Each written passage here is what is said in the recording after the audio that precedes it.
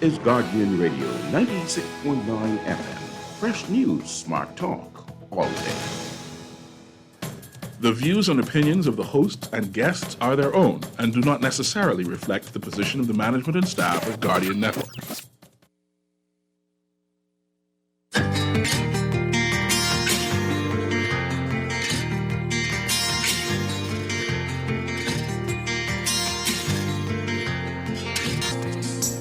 Good morning. A tidal wave ushers in the new day. PLP back to power. Minna says you'll stay on with the F&M. And what did the election say about other parties in the race? We're covering all the angles straight ahead this morning. I'm Dwight Strachan, and this is Morning Blend. Wake up, it's a new day. Wake up, it's a new day. It's the start of the new. Know that it's here. It's the start of the end of the old way. Revolution. Wake up, day.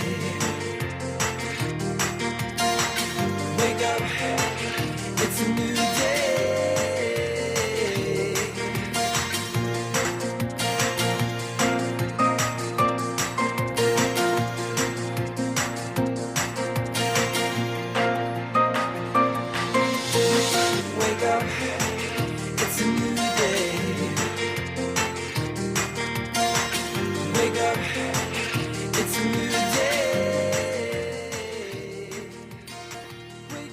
Again, Bahamas, it is Friday, September 17th, 2021. This is Morning Blend on Guardian Radio 96.9. Again, I'm Dwight Strachan, and will be joining us.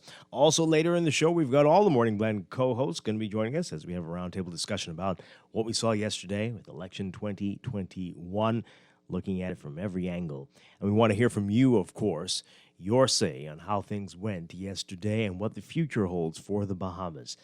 So we've got a very interesting morning ahead, and I'm sure day to day with the light of the day. So we're going to begin the hot conversations this morning. But first, it's time for the overnight, a recap of what happened. Elect one, the latest breaking news from while you were sleeping, and the top national and international headlines this morning.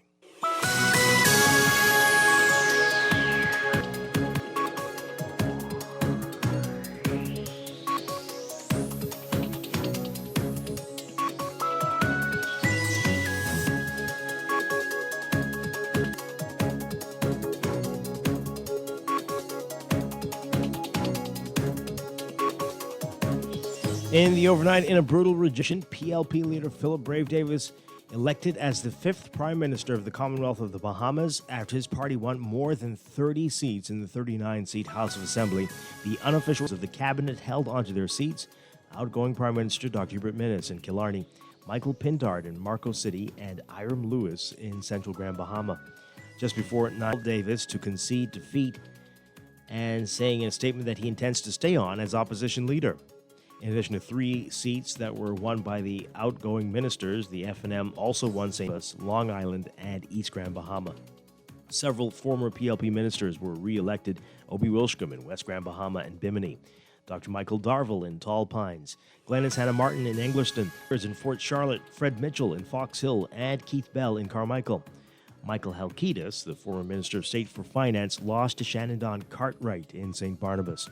Davis, who had effectively tackled the COVID-19 pandemic and grow the economy, watched the results come in from Cat Island, a seat he won by more than 500 votes.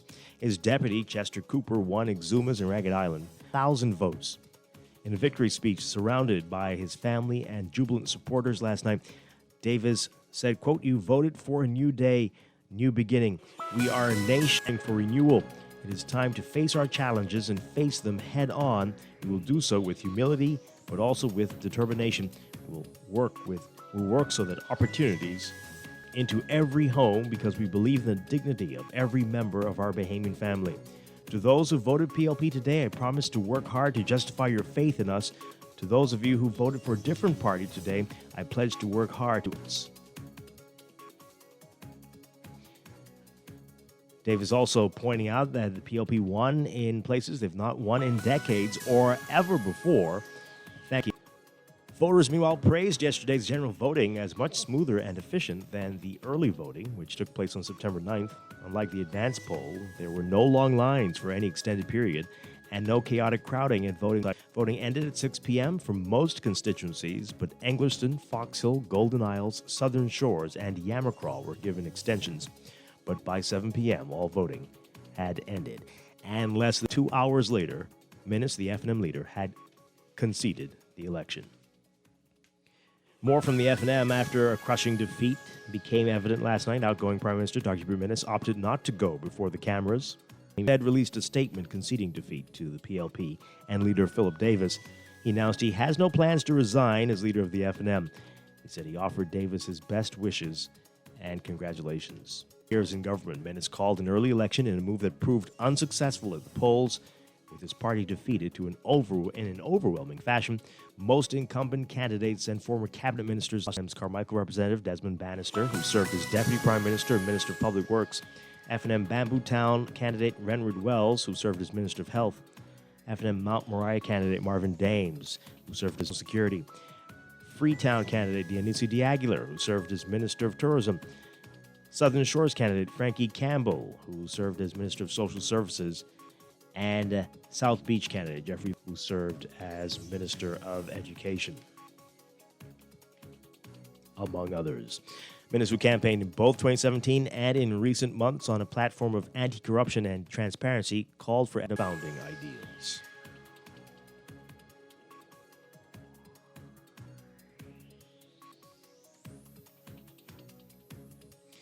Overseas, South Africa's highest denying an application by former President Jacob Zuma to rescind his sentence of 15 months in jail for contempt of court. The Constitutional Court judgment upheld its earlier ruling that Zuma should go to prison for refusing to testify to widespread corruption in government and at state-owned companies while he was president of South Africa from 2009 to 2018. Zuma was jailed in July, but has since been granted medical parole for an undisclosed illness. It has been questioned by opposition parties who say procedure wasn't followed. Friday's judgment was read out by Justice Cece Kampipi and the Constitutional Court in Johannesburg. She says it was a decision of two judges to uphold Zuma's sentence. The judgment doesn't affect Zuma's parole. The 79-year-old Zuma argued that his sentence was improper because, among other things, he'd been jailed without a trial.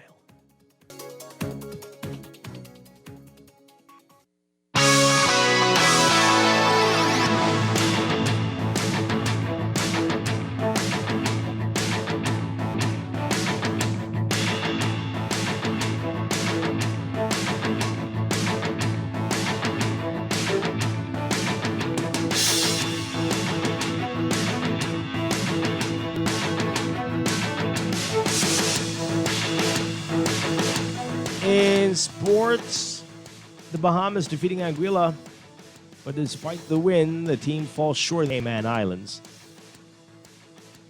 This is in the Bahamas under-20 women's national soccer team winning 1-0 Wednesday, gaining 3 points in the CONCACAF Women's Under-20 Championship qualifiers. That match was played. You can read more about it in today's Guardian Sports section. And from the WNBA was the 17th double-double of the season for Jonquel J.J. Jones as she franchise record 13th straight win. They trounced the New York Liberty Wednesday 98-69 their home court in Connecticut. The previous franchise record was 12 straight wins done back in 2000. Returned home after a successful 4-game road stint playing in front of 4,012 fans. They were able to come away with their 13th straight win and 14th home win of the season. They've only lost one game at home. And from the NFL, the Washington football team getting a win finally for the season, their first of the season for the new season, over the New York Giants, 30 in Thursday night football action. That's sports, and that's the overnight. Time for your first look at weather.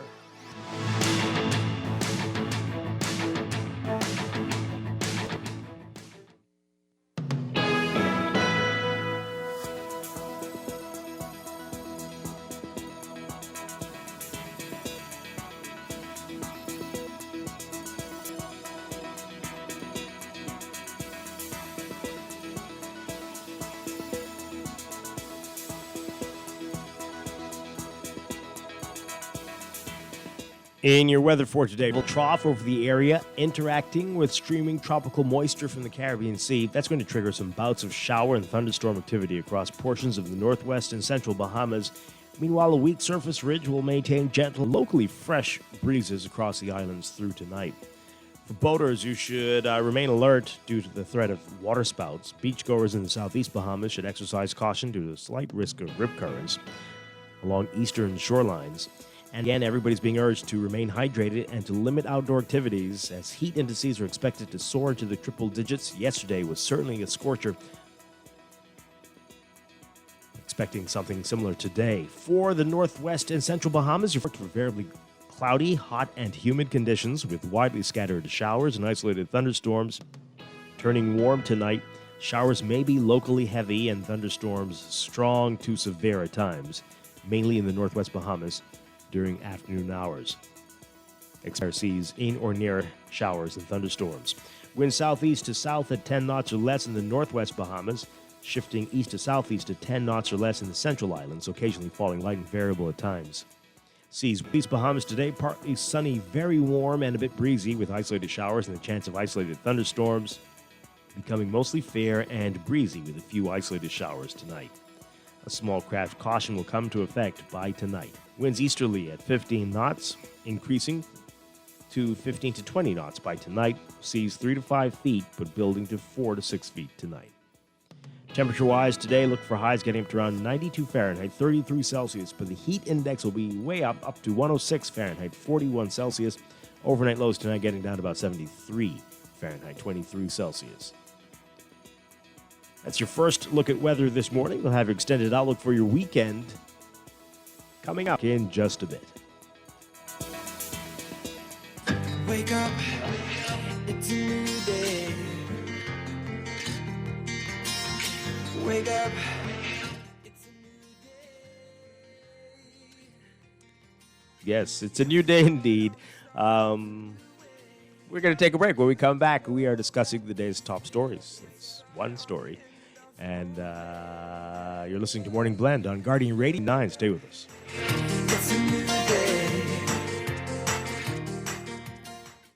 Technology serves to make our lives better, so why not your business too? At Custom Computers, we've been maintaining our top tech company since 1987 and carry only the most trusted brands like Apple, Microsoft, HP, and more. No company has helped more businesses build reliable IT systems than Custom Computers. You name it, we've done it. Call 396-1101 to talk to any of our business experts. Find trust in your tech. Count on Breakfast just got better at Wendy's. Introducing the Breakfast Biggie Bag. Enjoy a double sausage muffin with 2 square sausage patties, a cheese served on a toasted English muffin, a medium waffle fry, and orange juice for only $5.25, fat inclusive, and an apple pie for just $1 more. Say what? At Wendy's, better breakfast is all day. Offers valid in participating locations. Wendy's, inside and out. Screws and Fasteners World, Balfour Avenue and Palm Beach Street, has those hard-to-find fasteners for you right now. Steel regular hex, carriage bolts, galvanized bolts, threaded rods, nails, self-tap screws, sex bolts, anchor bolts, turnbuckles, masonry tools, hand tools, and weed whacker strings. Check out the rope selection and car body fasteners, too. Special orders are welcome. It's your #1 fastener store. Screws and Fasteners World, Balfour Avenue and Palm Beach Streets. Call 326-1976. Be prepared for the rainy season with an RBC loan to fund your rainy season essentials. For hurricane shutters, generators, solar power systems, or general home repair, RB offers a range of flexible and competitive financing solutions. Let us help you get started at RBC/get-a-loan. Special conditions apply. Reimagine your rainy season readiness with RBC Financing. If you're not prepared, it really turns your life upside down. Fortunately, there's CG Atlantic General. Our people are here, ready to assist and with protection like alternative for those who are displaced due to it's our priority to make sure you have what you need and you need it. So life gets turned upside down, we can help to turn it around. CG Atlantic General. Good like that. General Insurance Company Limited, trading as CG Atlantic. Contact a CG Atlantic General Broker today. Have you heard of the COVID vaccine raffle? If you are vaccinated against COVID-19, you can enter to win amazing prizes like food gift certificates. Even if you are vaccinated, to win. The COVID vaccine is free, safe, and protects you from severe COVID-19 infections. Don't delay. Get vaccinated today and visit www.va.com to register. This is GILL, your station for up-to-the-minute news, intelligent, interactive, and engaging conversation. 96.9 FM. Wake up, it's a new day. Wake up, it's a new day. It's a new way. You know that it's here. It's the start of the end of the old way. Wake up, wake up, it's a new day.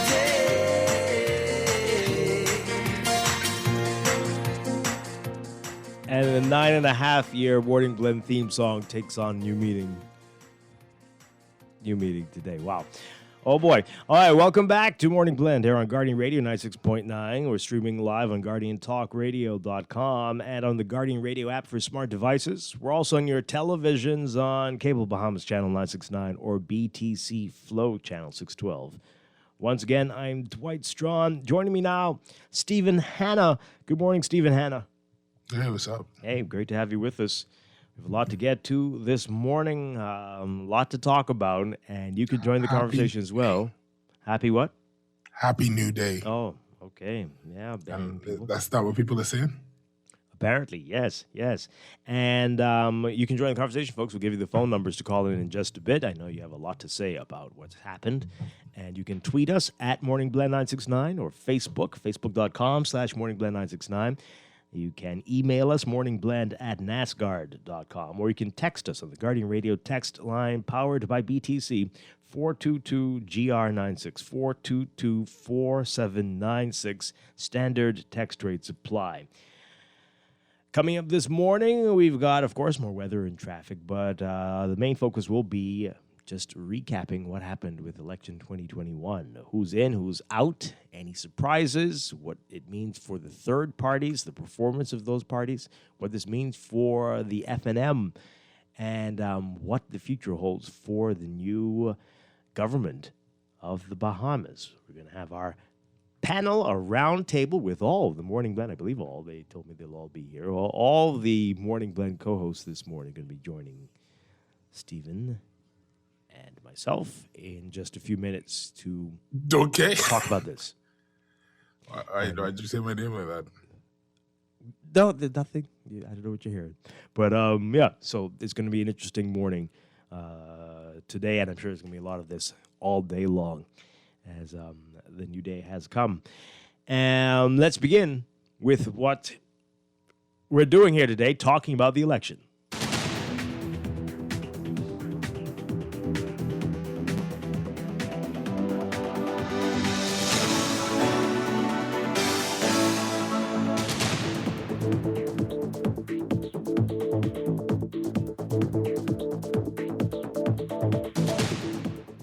And the headlines in the papers say it all. NASA Guardian, tidal wave, PLP roars back to power.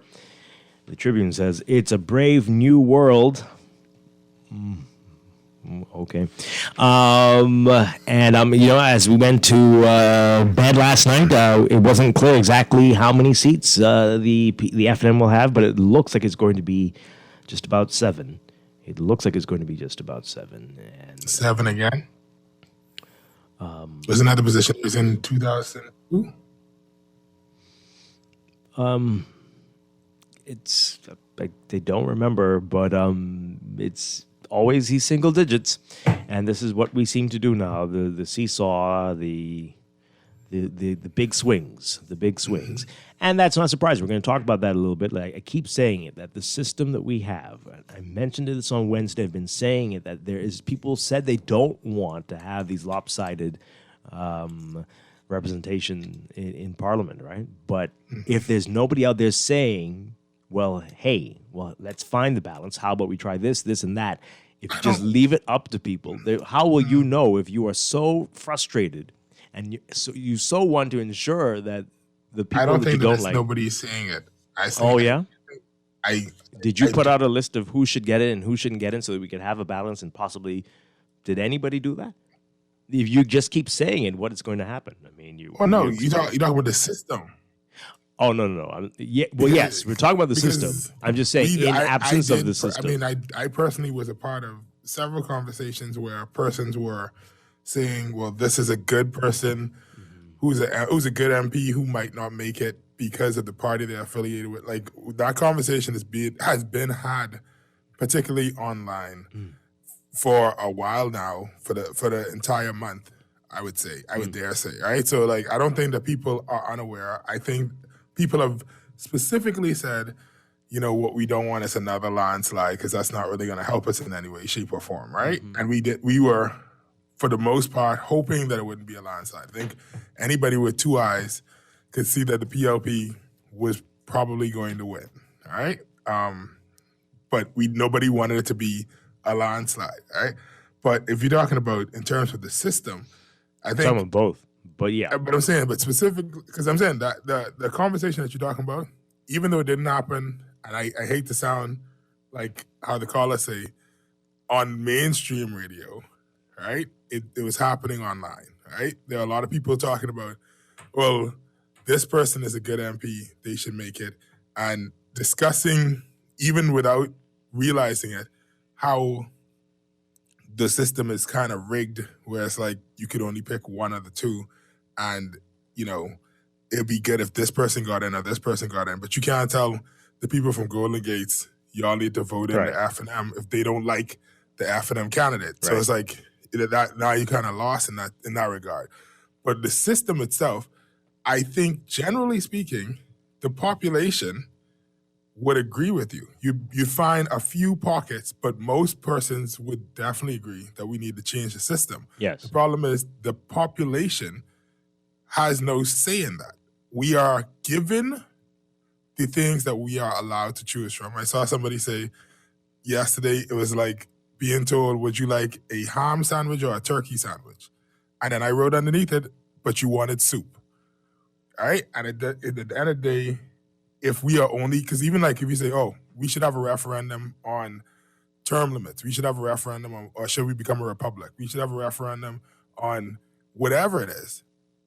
We could say that until the cows come home, or the chickens or whatever, but it's up to whoever's in power to say, let me put that on a piece of paper and call the parliamentary registration department and let them have a referendum. I hear you. I mean, I'm just saying, like, I don't think that we don't want it, and I don't think that we don't talk about it. Yeah. Now, we could say we can need to talk about it some more. That's fine. But I just don't want it to come off like we are not acknowledging that there are persons out there who have been saying this for a while along with us.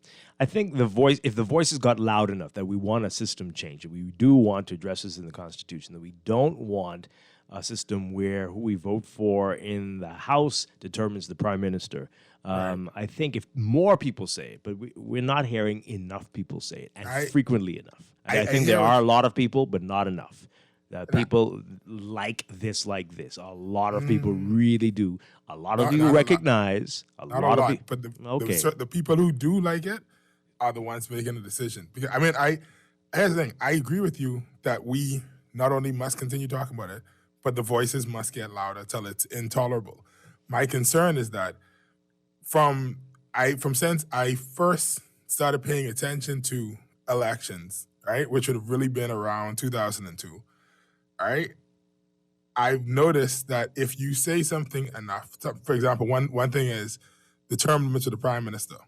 From when I was a child, because I was only 15 when when 2002 election happened, I remember people saying, "Oh, term limits, term limits, term limits." All right, and that now has become a thing that some persons will say to get into power, but then they don't do anything about it. And so my concern is saying something, right?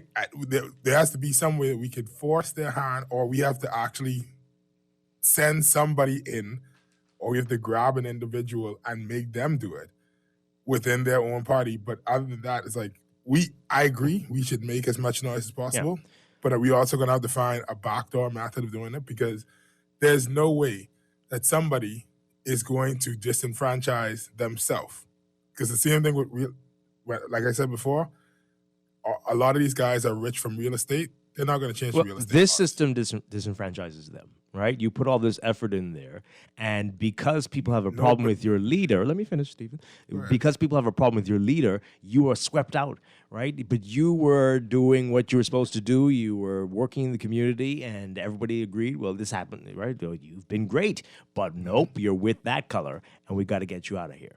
And so we're not voting for the candidate that is the best in the constituency, but only based on who you're affiliated with. And there were candidates who were talking about this type of change, but of course they were low level. They were ignored greatly. Right. But the change they could have sparked the change. I mean, and so maybe that might be the back door that we need, where it's like you halfway through the election, I would say halfway through the term, you go and you say, hey, you know you could lose if y'all don't push for this thing to change, right? Because people don't like your leader, but they like you. You could be straight, but you got to figure out a way to separate your vote from his vote. And I say his vote because at this point all we got is male prime ministers, all right? So it's like you got to figure out a way to separate your vote from his vote. And maybe that might be the back door, right? And so I agree with, there's no but. I agree with you that we must continue to speak about it, and we must talk about it louder and louder until it becomes deafening, and everybody knows how to say it and repeat it like any other slogan. That is, I agree with you 100%. Yeah. All right. So if you're just waking up, let's get through these numbers, and then we're going to do a roundtable in a bit as well. All right. So it was clear a rejection of the Minns administration. Our Jasper Ward writing about this in today's National Guardian. Philip Davis and the PLP winning this election, and he is now the fifth prime minister, or will be the fifth prime minister of the Commonwealth of the Bahamas. The unofficial results showing that only 3 members of the outgoing cabinet, the cabinet held onto their seats.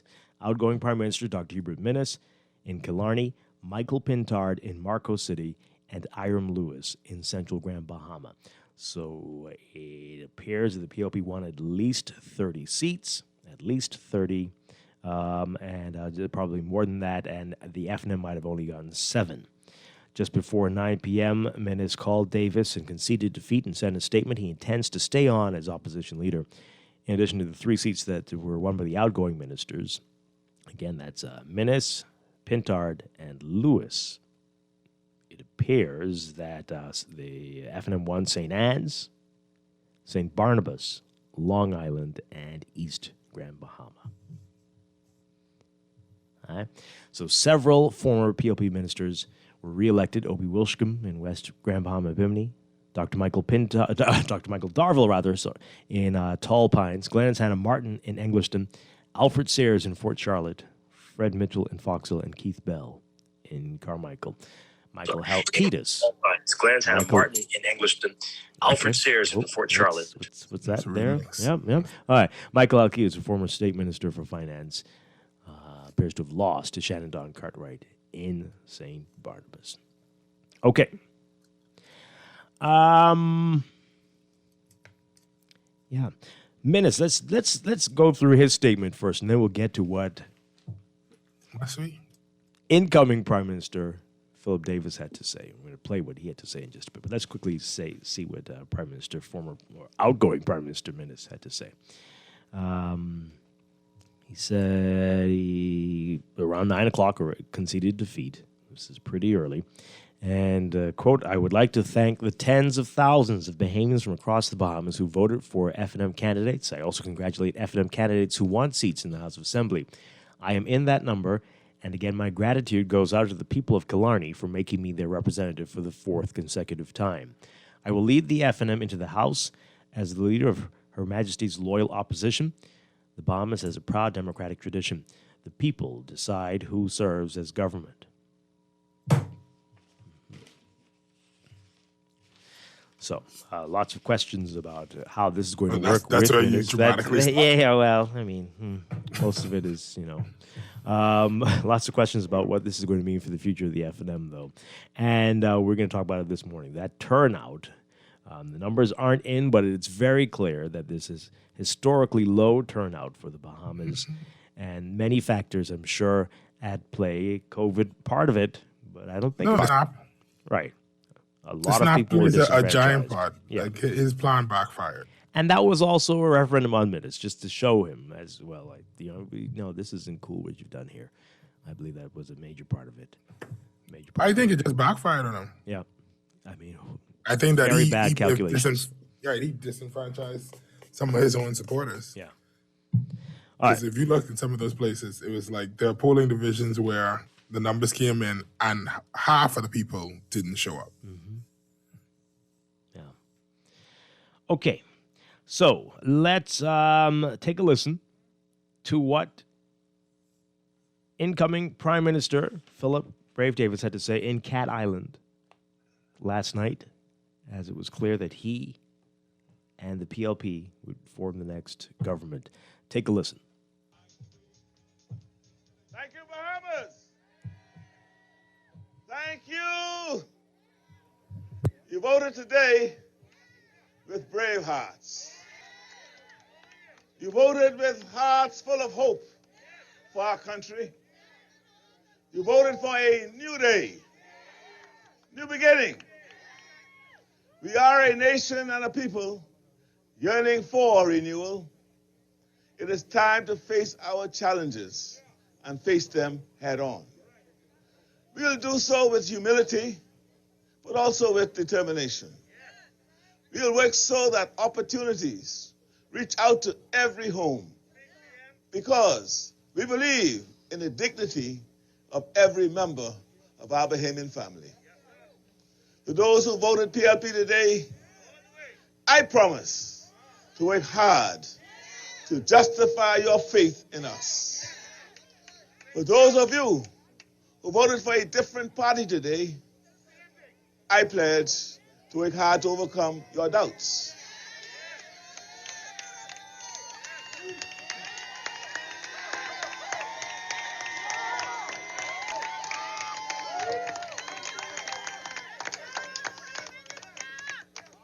Many of you didn't vote at all today because the snap election took you by surprise. And you weren't able to register on time, or because transferring from one constituency to another was deliberately made too difficult for you. Many of you didn't vote today because you were afraid of being exposed to the virus. The protocols for protecting voters were only published at the last minute. It is the first time in our modern history that a government has worked to disenfranchise voters and suppress turnout. But I want to say tonight, whether you voted PLP or for the other party, whether you came out to vote or you weren't able to vote, our government will serve all Bahamians.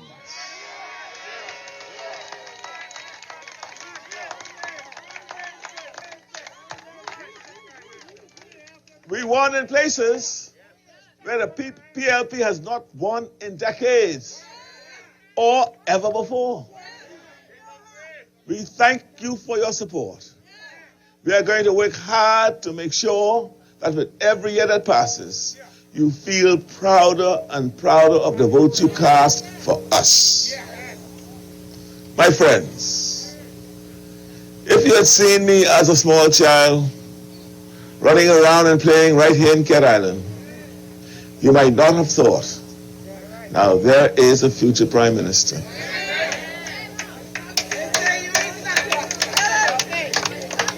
I would never have dared to dream such a thing myself. But we never know what God has in store for us. I may not have started with much, but I was blessed with the advantages that really matter. I had grandparents, a mother and father who believed in me, and teachers and mentors who guided me. Tonight, I'm missing sorry those who are no longer with us, those who made me who I am. It is because of them that this improbable journey was possible.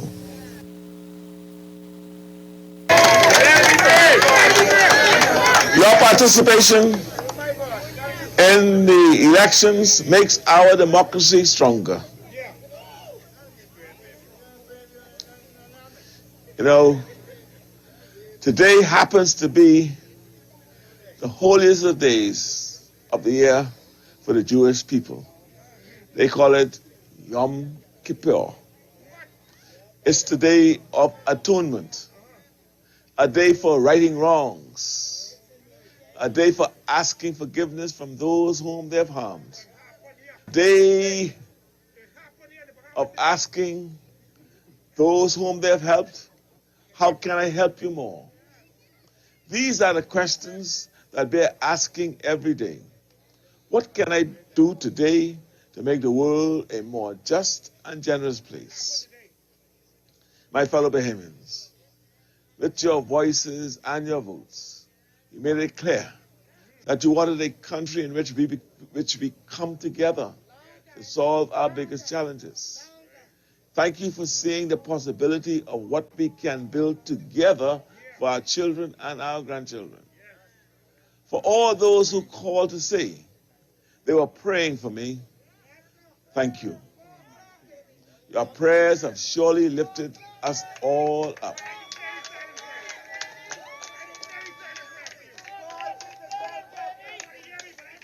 I am profoundly grateful to you for giving me the chance to serve you.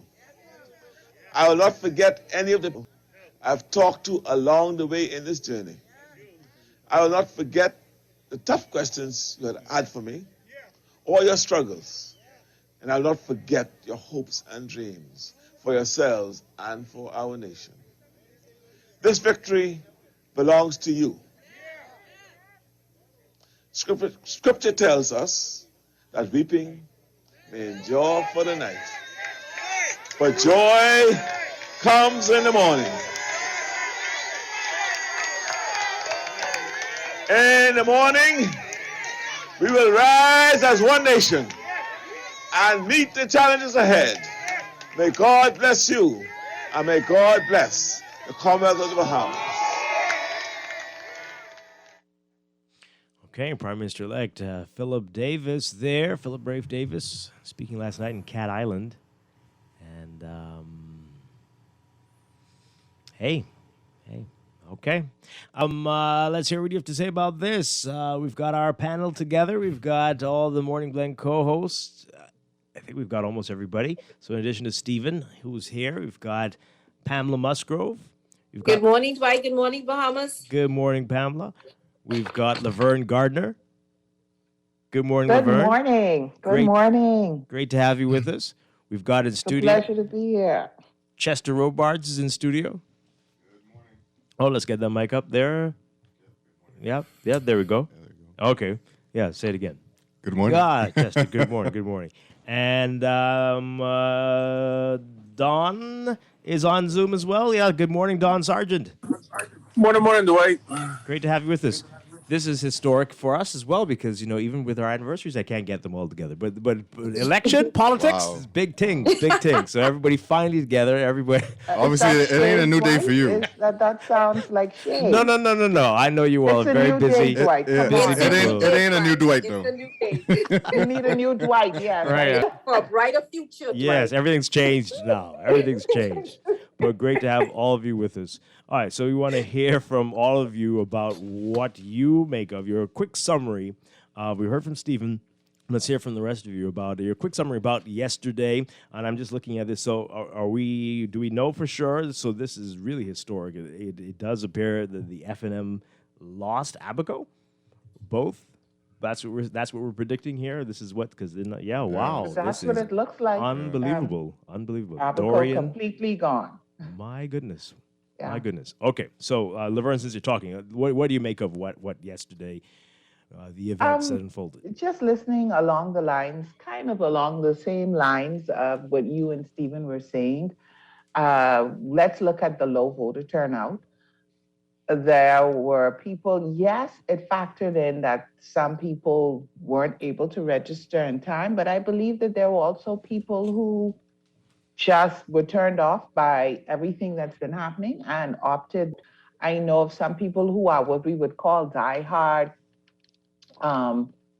enthusiasts for the free national movement, and because they were upset, displeased, whatever you want to word it, with the outgoing prime minister, but they didn't necessarily want to vote for someone else, they just decided not to vote. And so I think that we are finding that some people who ran on the Free National Movement's ticket became a casualty of war. Because people looked at it as, I like you, I like what you've been doing, but voting for you means that Mr. Minnis may get a second term, and I'm not willing to do that. So I think we saw all of that played out. What happened in Grand Bahama played out basically the way that I thought that it would play out. You were telling me Yeah. as well that the East Grand Bahama, no matter what happened with Dorian, that is Right. almost always Right, because if you're not in Grand Bahama, you're not familiar, people think East End is East Grand Bahama when it's more than just East End. So and actually when you think about the entire constituency of East Grand Bahama, East End, those people that experienced the hurricane, that were displeased because they were still displaced, makes up a small part of East Grand Bahama. And typically East Grand Bahama and Central Grand Bahama, they go F&M. And so I wasn't surprised with that. I knew that Michael Pintard would have a fight for Marco City because, again, while people in Marco City appreciate everything that he's done, because you would ask them and they would say that he is a working, regardless of the fact that he was a minister, he was a working member of parliament, did so much. Again, the battle was, I like you, I see that you're working in our, but a vote for you means. And so I wasn't surprised. He did win, though. It does seem. He did win. Yeah. But yeah. it was, I think with all that he's done, you would think that it would have been a runaway. Yeah. Wow. Okay. But he did win. Is right? Hiram Lewis a surprise for Central Grand Bahama? Hiram Lewis, again, wasn't a surprise simply because Central Grand Bahama typically votes Free National Movement. So that's what they would call the East Grand Bahama and Central Grand Bahama, what we would call strongholds for the Free National Movement here in Grand Bahama. So the Killarney and St. Anne's of Grand Bahama, right. basically. Okay. And so, when you think about it, the logic, like I said, may be, I'm not going to vote for this person because of the prime minister. But really and truly, if you want to punish the prime minister, so to speak, then you just don't vote in his constituency for him to work like that, right? You got to move it there. Right. Exactly. And nobody could afford no properties. Right. I can't afford to move Kalani. No way. What was the numbers for Kalani, though? Are the numbers for Kalani out? We don't have the numbers at all, Pam, and that's It would be interesting to see those numbers. And interestingly enough, the numbers for Killarney, like you were sitting waiting all night going, have they showed Killarney yet? I don't recall. What's going on? And I do not recall. That was very weird. Recall. Very yeah, bizarre. It was. Yeah. But yeah, I will be honest and say what I did not want to have happen is what appears to have happened, and is that we have a lopsided House of Assembly. I don't believe that when we have these big disparities, these big differences, that it's good for governance of the country. So I am disappointed about that. Okay. But this is where we are. Yeah. Pam, let's hear from you. What do you make of this? I know you're into the numbers. We wish we had the numbers. I don't know how long it's going to take before we get them. Well, I think this was a referendum on Dr. Minnis. I think this was completely, I know persons talk about COVID-19 and Dorian, they were major catastrophic events for us, but it's not that we had these events. It was the management of these events, I think, where Dr. Minnis failed. And I've said it many times, on the show. This is a referendum. This is a complete reverse of the 2017 elections, with the exception that the FNM may have 7 seats as opposed to the PLP's 4 seats back then. So this is, and if the parties aren't looking at this and thinking we need to deal with this issue of leadership, then they will continue to be this back and forth. It was people were completely disappointed in his leadership, in the way that he appeared to treat people. Because Bahamians are, in my view, are generally proud, careful how you talk to them and how you treat them. And I don't think he did a good job of this. I think that he needs to step down as leadership of the party. Maybe not right now, because I think they have to go through this transition, deal with the defeat, and then schedule a convention, which they should have been doing throughout the period, so they can hear the voices of their membership on what's going on. And he needs to step down. He should not remain the leader of the party after this. Yeah, I was going to say, I hear what you're saying about persons needing to, the party needs to figure out and change the leader. The question is, do they care enough to not just be like, we can just wait our turn? Because I think that, because for a long time, people were saying, oh, y'all need to get rid of Brave to the PLP. And they're like, nah, we can just wait. We can wait it out. And it works. So the question is, are they going to, I think the two main parties, do they really need to switch anything? Or do they just need to wait it out? No, I agree with you. I think the motivation for those that are waiting in the wing is, well, if y'all keep this one and he gets wiped out, then I have an opportunity. But the problem with that is, you may have a cabinet minister or an MP who is an aspirant, but he may get wiped out, and you're not good to the party if you're not in the House of Assembly. Right. And that's so that's the risk. That's why we end up where we are now with Minnis. Exactly.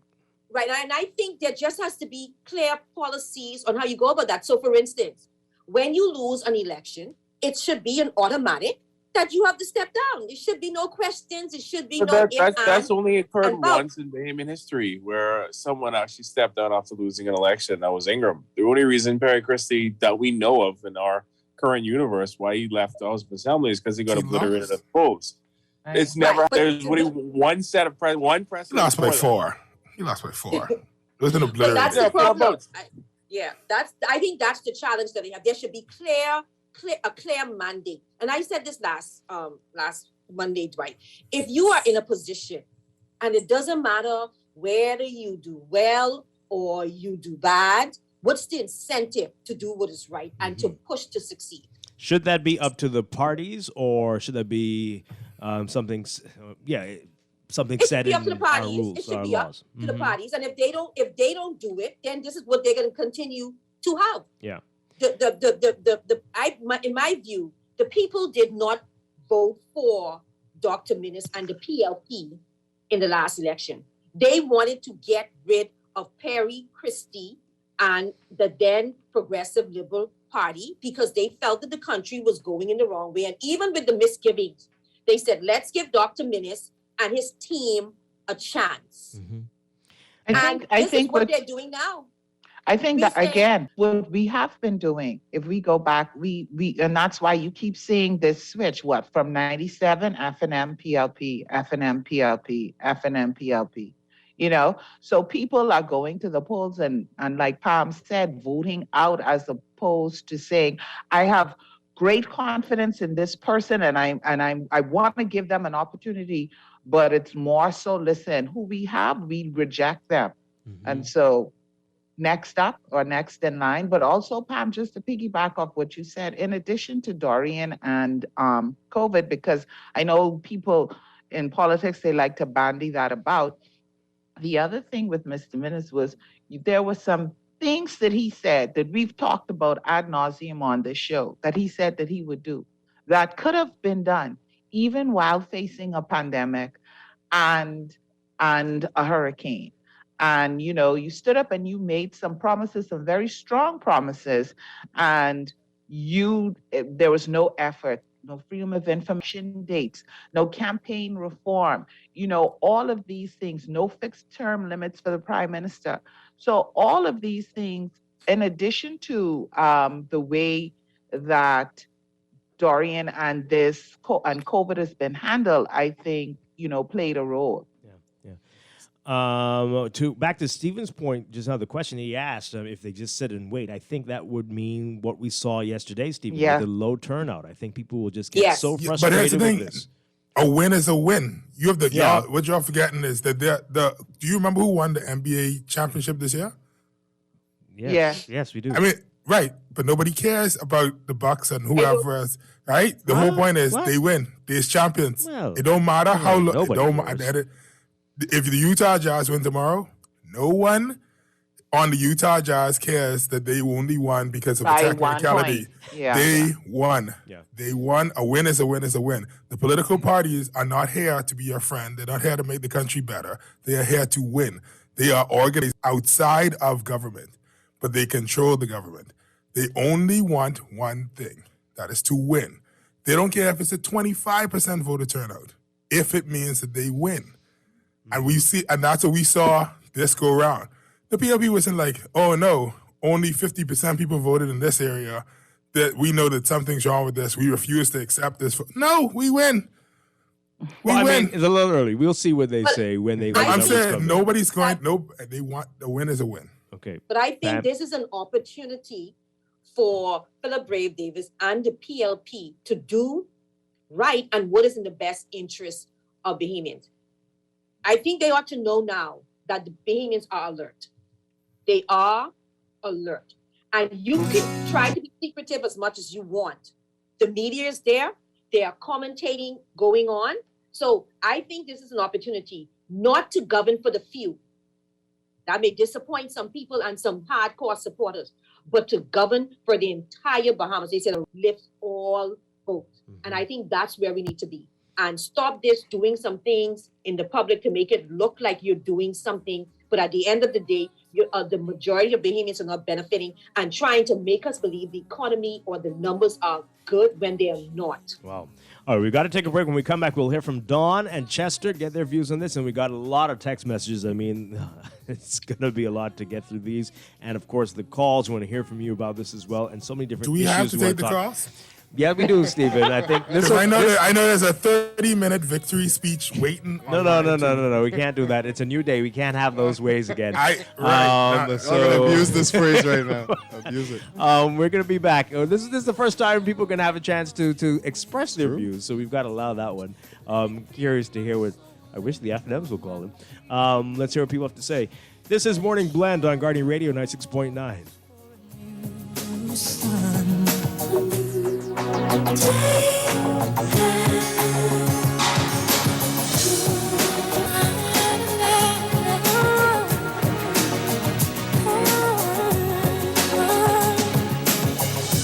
Where it was dark, now there's light. Where there was pain, now there's joy.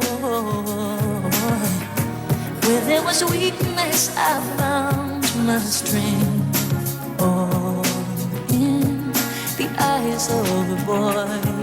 Hush, now I see a light in the sky. Oh, it's almost blinding me. I can't believe I've been touched by an angel with love.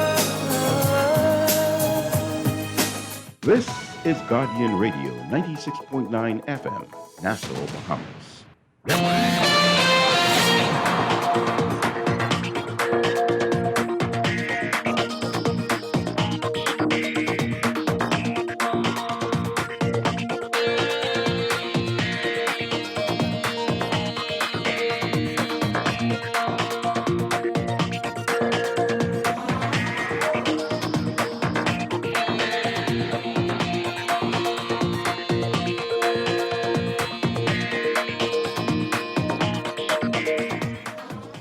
And at 7:35, Talk Alert.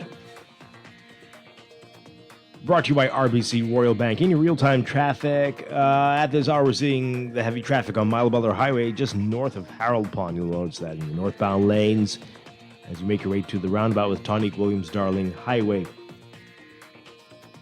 Elsewhere, not looking so bad this morning. Perhaps people sleeping in, but the streets are calm and quiet. Just some building traffic at the intersection with Prince Charles Drive and Foxwell Road. Some of the streets are wet. Keep that in mind if you are about to make your way out. That's your real-time traffic. We'll have another update for you after the 8 o'clock news. It's Traffic Alert brought to you by RBC Royal Bank. Banking reimagined.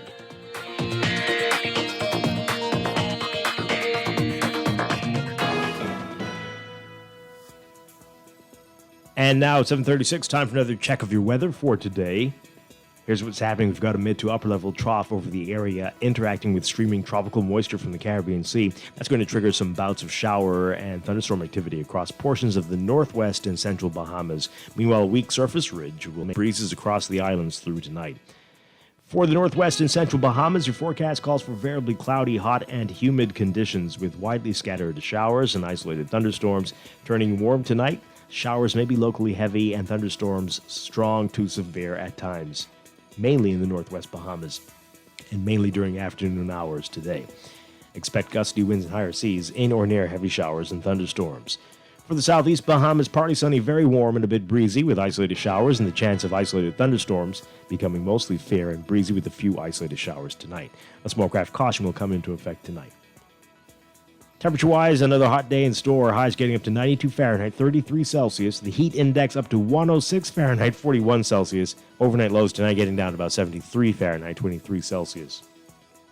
In your extended outlook, the upper level trough and tropical moisture will shift northwestwards and meander across the northern islands as the surface ridge supports easterly breezes and showers across the country through the weekend.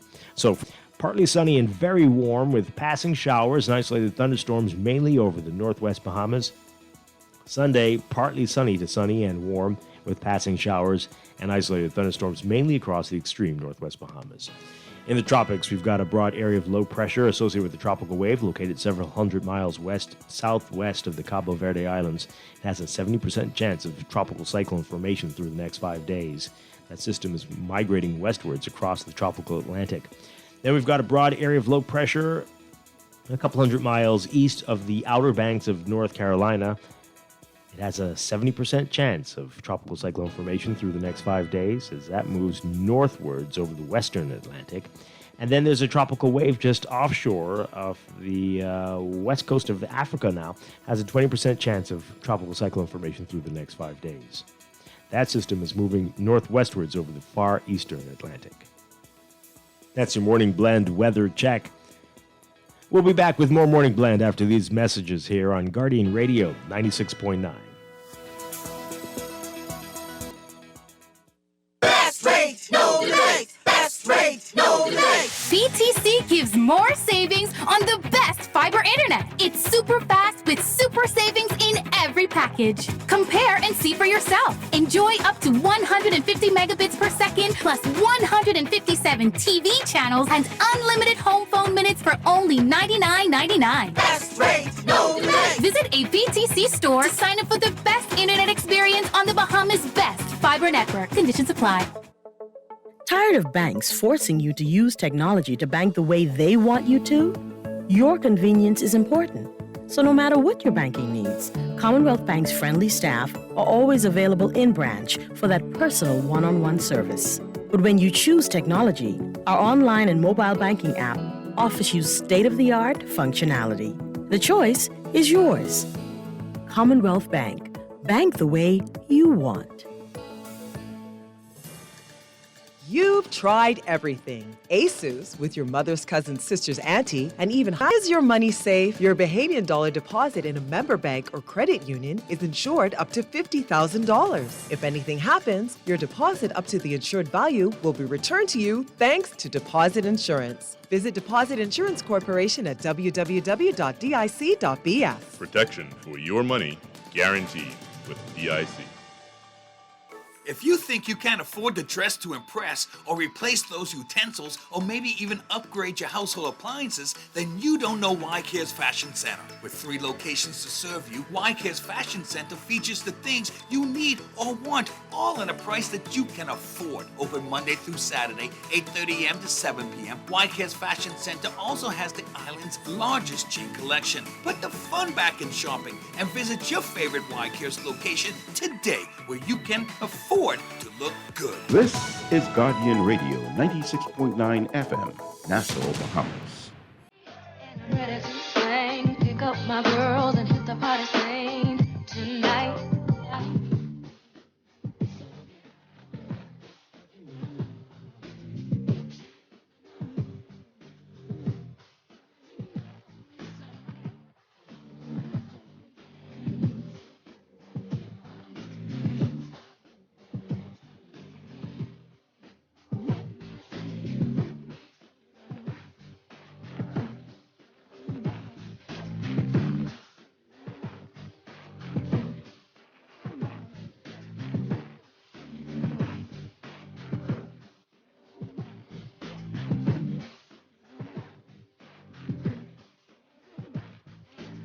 This song, did you know this was about us? The Bahamian voters? From all those years ago? Well, if you didn't know, you found out today. Okay. So welcome back to Morning Blend here on Guardian Radio 96.9. Dwight Strachan, along with everybody, Stephen Hanna, Pamela Musgrove, Laverne Gardner, Don Sargent, Chester Robards, the whole Morning Blend crew together as we talk about election 2021. And Don and Chester, and then we'll get to the calls and the text messages. But before we do, this text just came in, and it got... Okay, Glad Stephen. that you asked to hear from me. Well, we did hear from you earlier, Stephen. I'm Chester. You've... What? I'm Chester. Okay. You're Chester today. This guy. It is a new day. I am the Chester now. Oh, I see. Well, this throwback. texter here... good morning. Everybody doesn't call in. Had Dwight read the people's text messages, you guys wouldn't be blindsided. Who was blindsided? Nobody said they were blindsided. It was very clear. Very clear. We didn't know the numbers. I think people were hoping it wasn't going to be a giant swing, but it was. This is one of the clearer We all ones. got swing. You guys would be blindsided. Dwight reads what he wants to. People were saying what they felt. There are always one set of people calling in. Well, those people were also mainly PLPs, and so they were calling him Prime Minister Brave Davis from 2000. Yeah, they actually were. Anyway, The new incoming Prime Minister. from that time, Brave Davis. within a month of the election, they were saying this. And calm down now, calm down. But anyway, they go on to say the feeling of most people wasn't, no, please stop, because Dwight suppressed their messages. See, and this is the evil importance of Lord numbers, Dwight. This is the importance of numbers, because when the numbers come out and we see how many people voted and in which areas and how many of those people that did voted for the PLP, then we can have a true and accurate representation of saying this is how many people actually support the PLP outright. Right. Because you cannot say that, oh, this is obvious, because what y'all looking at is 2 different set of numbers. And it's the same thing with the GDP. Our GDP might be 30,000, but everybody in the Bahamas don't have 30,000. That's an average spread over 350,000 people. So some people got $1 and some people got $5 million. You got to understand that you're looking at 2 different numbers. Do not conflate them. 32 members inside the House of Assembly does not mean that 80% of the Bahamas supports the PLP. This very confused texter goes on to say, because anyway, if a potential party wanted to send out messages they couldn't afford to, so only the parties who had money could campaign on radio, and Anton for the PLP. Well, that's how it works, unfortunately, right? But the other part that you're saying, selective text messaging, we get hundreds of text messages every day. I cannot read all, and I'm not going to do it. They do not pay me to do it. I read the ones that are different. Many of you are sending similar text messages, and I'm not going to read those over and over. Again, clearly you all want a text message show. We're going to organize it.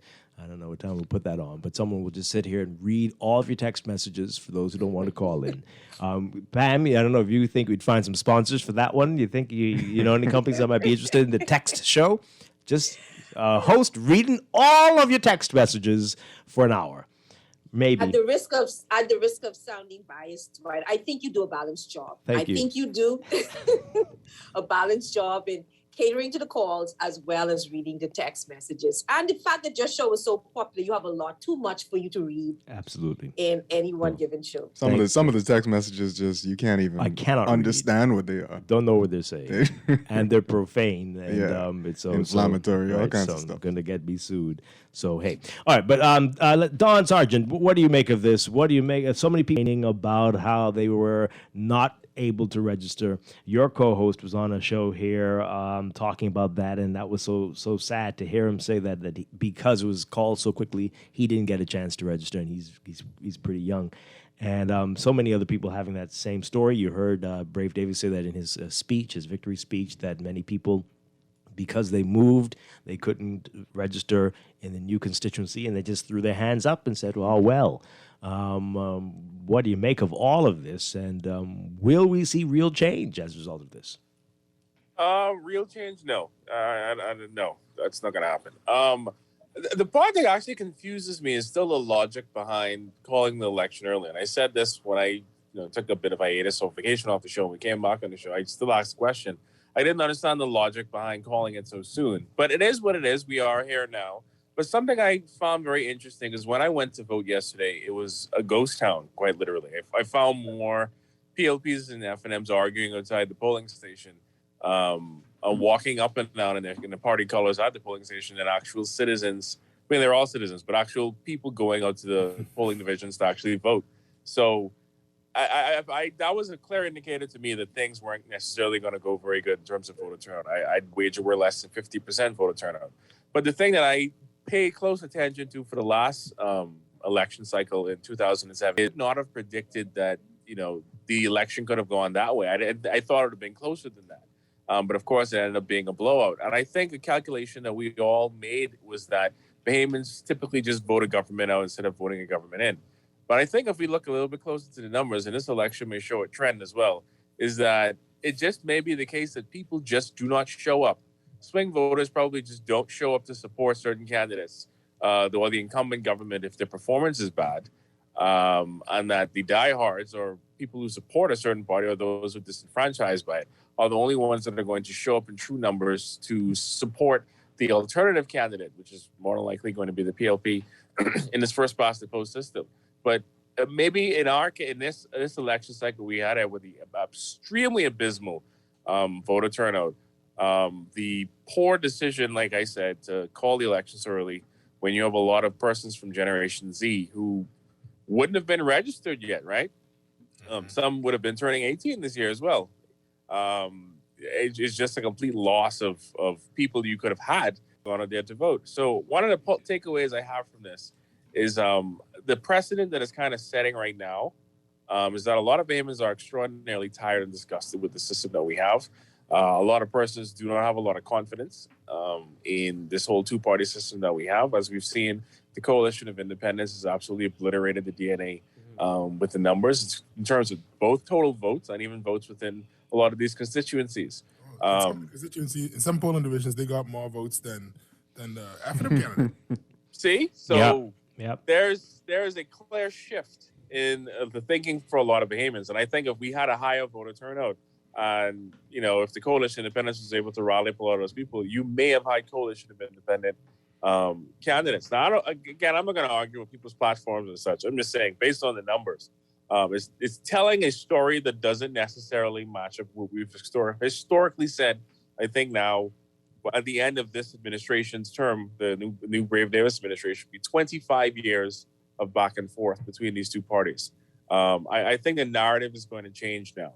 Now, is that going to change for the better? The political institutions in this country do not care. The fundamental focus is winning, and that's it. So I don't think that calculation is going to change. In the words of Aaron Green, it's like, it ain't no loser if it's just Valley and Saxons. Wow. It's like, all you got to do is just wait till the next parade. If you don't win, and that's the unfortunate part, right? Be objective. If from our politics, remember people said for generations, it's about sit small to the name call, right? Quite literally, that's the mental thought process. And it's quite obvious at this point in this country that if you literally survive long enough and just sit in your spot, you will become leader of the party. And if we continue this tradition, and it's kind of scary to me that we do this whole blowout situation, you obliterate an entire political party. I don't see. That's the thing. I once again, I think we have to keep in mind the numbers, right? It is not that we as Bahamians came together and said, no, it let's is have a blowout. Correct. The way that it's but the right. fact still remains, Stephen. It's like you still have a House of Assembly that was last time was it 32-7. Yeah, but I'm saying we're not a monolith. So at the same time, where Gardinals is sitting there saying we can't. Well, Gardinals. Sorry, let me. St. Barnabas is saying we don't know how Gardinals is going to vote, so we have to vote a certain way. And Gardinals is saying, well, I know St. Barnabas could vote PLP, so we need to go vote FNM or PLP or whatever direction they voted in. They voted for PLP. But because of that, what you have is everybody trying to correct, and we overcorrect because nobody is like, oh, the other guys got it. We could just vote for what is best for our community. What we have is everybody saying, boy, I know how everybody else could vote, but I can't chance it. And so everybody moved left at the same time, not realizing that everybody moving left. And next time, everybody can move right. Yep. To that, Pam? Stephen, I think it goes back to leadership. Yes, the vote is not coordinated, but because at the moment we have a sick government in power, if you take an infant or a toddler to the doctor, to a pediatrician, they will ask you if it's a sick visit or a well visit. The well visit is the scheduled visit. Every 6 months or 18 months, that's a well visit. Sick visit is the child has a fever. And I think what happens in the case of the Bahamas in politics, in my opinion, is when when going to the poll, we have a sick government, particularly a leader that is controlling everything. Everybody is so afraid to speak out because they will lose their job or lose the nomination. And that leader, because they've always been males, bring the entire party down. That is, to me, crazy. Mm-hmm. And so if I believe, if the minister administration had come in and just deliver first on those things where you didn't need money, you went to the House and you delivered on the corruption, corruption integrity bill. You delivered on the freedom of information. You delivered on the ombudsman. You delivered on the fixed election day. They would have done some things that would hold our members of parliament accountable and appease the people to a certain extent. Tells us you are sincere about dealing with these issues in government. You are sincere about keeping our politicians honest. Yeah. But they didn't do that. And they had 8 to 9 months to do this still. And he said that we were going to find out why he called this early election. Do we know? Do we understand it? Is it because he wanted to lose? We can find out soon. We absolutely know why he called it. Because he wanted to be he wanted to be done. He couldn't take it anymore. Yeah. It's like, I'm tired of this. We Now you know. because he's no longer the prime minister, so that's why. Oh, okay.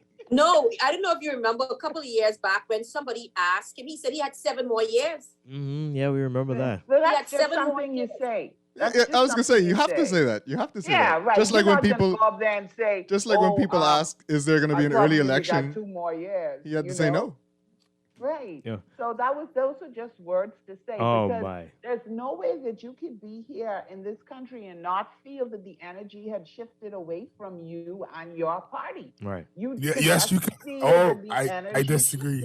I disagree with you. The echo chambers are very real because I promise you, if you went on Twitter, nobody on Twitter was thinking that the PLP was going to win by these margins. Right. Because well, that's I'm just talking about. No, I'm talking about the political parties. Them do is them. The only thing they drink is Kool-Aid. They done pat themselves on the back, and the people who was afraid of losing their position, somebody come and say, "No, man, you good, Jeff. Jeff, everybody love you. Everybody love you." Yeah, but it's like, for me, when I went to vote, it took less than 5 minutes. I was like, I can't find park. This is going to take forever because number one, I'm not going to be able to find parking. There was parking right in front of the gate to get into the school. Oh my. And then I walk in and Like the lady literally in that polling division, they were, conducting it. She beckoned to me. She was like, come, come. So happy to see There was people. no one there. I was like, are you kidding me? I didn't mind because, I did admit that I was really nervous about the social distancing. Right. But that was the trend the entire day. Like people were texting me, what's going on? Is no one voting? I just went and there was like no one here. Yeah, we want to talk more about that in our next hour, but let's hear what Chester has to say, your assessment of yesterday, the outcome of yesterday. I mean, it was pretty much what I said on Wednesday.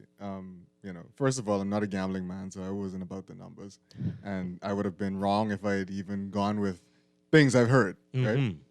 So forget the numbers of seats, but I it's what I figured. I think it's a lot of voter apathy. I think COVID slipped in there, and a lot of people stayed home because of that. Because I spoke to a few people who said, "Look, I just don't want to be around crowds," even though there was no crowd, right? And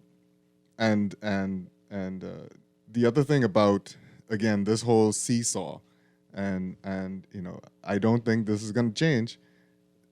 This says that we've not had the Bahamas has not had a great leader almost ever, right? We call one ever. We call one, right? I think we had two. We had two great leaders. We had two. We had two. Okay, but even that, it was just at the very early portion of their rule or their reign or what administration. So you could keep the building blocks straight, when you low to the ground. The higher you go, they start to, you got to do some correction. You got to do some correction. So yeah, okay, fine. Early leaders, some of them might have been what we call great, but in the last 25 years, we've not had that. Not enough for our citizens to say we want you back. Well, I think the electorate has changed a lot as well. I think that's contributing to it, and maybe they're using old style types of politics for a very new, and I think that's not meshing well. Yeah. And they're not understanding that we're very influenced by what we see in the U.S. and the U.K. and Canada, and we want similar. And we're seeing that they are updating. They don't care. They don't care. And that's what it seems like. Just like Stephen said, a win is a win. Yeah, but I think if you see someone who comes out, does what they say they're gonna do, fixes a lot of the things that people are asked to be fixed, they'll get a second term. Yeah. It'll be difficult to remove them. It would. Yeah. It'll be difficult to and a third term. And then that's where you have that competition. And let me tell you, I keep saying this, and people look at me sideways and they go, whatever. But I keep saying, if you put in that 2-term limit thing, if that becomes entrenched, people will give you another shot. They say, well, it's only 4 more years with this clown, only 5 more years, and let him finish what he had to do. That we don't know what's in your mind. If you're going to try to stay for 5 terms, that is a turnoff for people. We're likely never going to get term limits. Oh, okay. Well, then we're going to be doing the back and forth dance all the time. To do that because the administration did campaign on that. Clear that the current administration now, the Brave Davis administration, they made statements they made statements that it's the people's choice to decide on this. I've heard multiple candidates also state that they do not. So are people going to set term limits? Right. Yeah, it's not going to happen. The people will set the term. That ship sailed and burned down in the ocean. Oh my! So it is what it and is. right now, the people are setting 1 term. Yep. That's a term limit. All right, let's go to the news. When we come back, we'll finally open the phone lines and get to these text messages. I know the people have been burning up to say something, and we'll get to that. This is Morning Blend on Guardian Radio 96.9.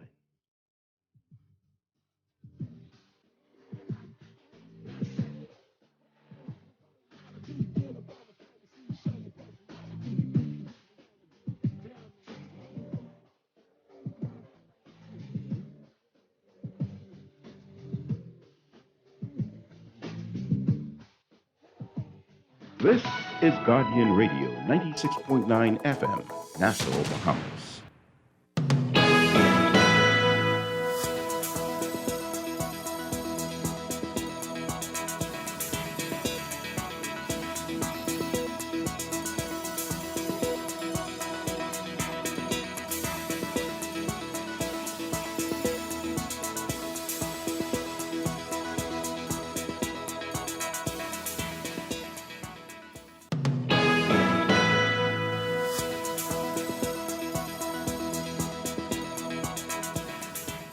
We're back here with Morning Blend on Guardian Radio 96.9, streaming live on GuardianTalkRadio.com and on the Guardian Radio app for smart devices. We're also on your televisions on Cable Bahamas Channel 969 and BTC Flow Channel 612. You can tweet us at Morning Blend 969 or Facebook.com/Morning Blend 969. Text us 422-4796. And now at 8:19, time for another check of your weather for today. Brought to you by Bahamas First Insurance. We've got a mid to upper level trough over the area interacting with streaming tropical moisture from the Caribbean Sea. This is going to trigger some bouts of shower and thunderstorm activity across portions of the northwest and central Bahamas.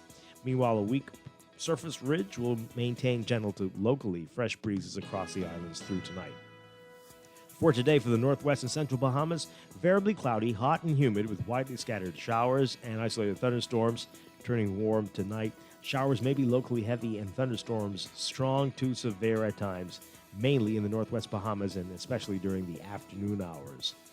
For the southeast Bahamas, partly sunny, very warm and a bit breezy with isolated showers and the chance of isolated thunderstorms, becoming mostly fair and breezy with a few isolated showers tonight.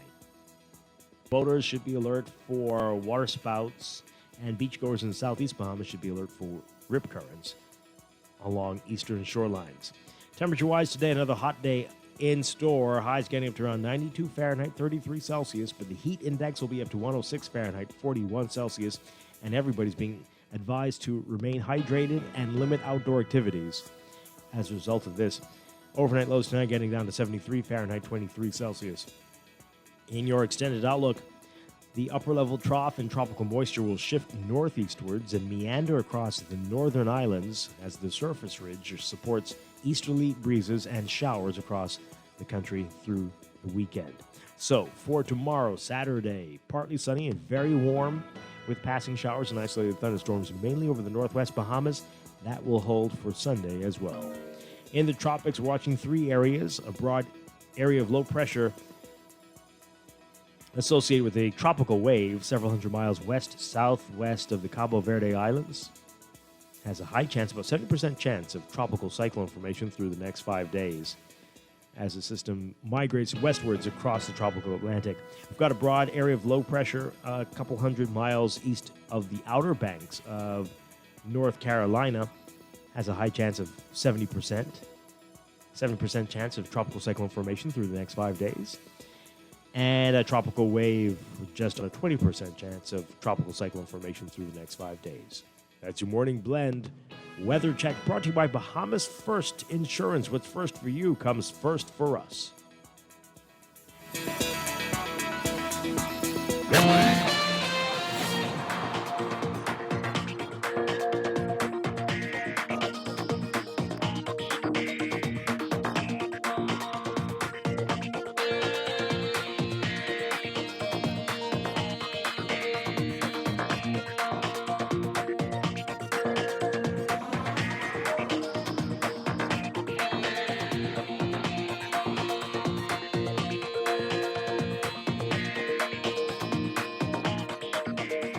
And in traffic this morning, your real-time traffic,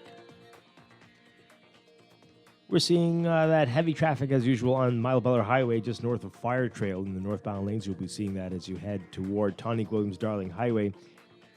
Gladstone Road also busy for you, but a better alternate route for you. You'll only notice that traffic as you get closer to JFK Drive this morning in the northbound lanes. Elsewhere, just pockets along some of the major intersections like Prince Charles and Foxhill Road and Robinson and East-West Highway and Robinson and Soldier Road, Prince Charles Drive. Not looking so bad on the streets. I think a lot of people are sleeping in today after yesterday's festivities, but that's your Morning Blend traffic alert brought to you by RBC Royal Bank, banking reimagined.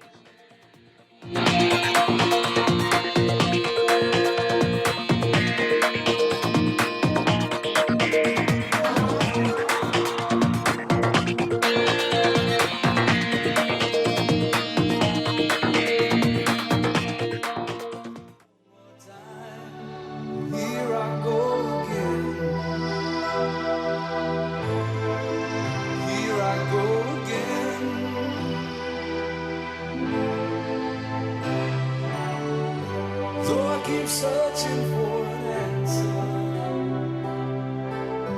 Never seem to find what I'm looking for. Oh, I pray you give me strength to carry on.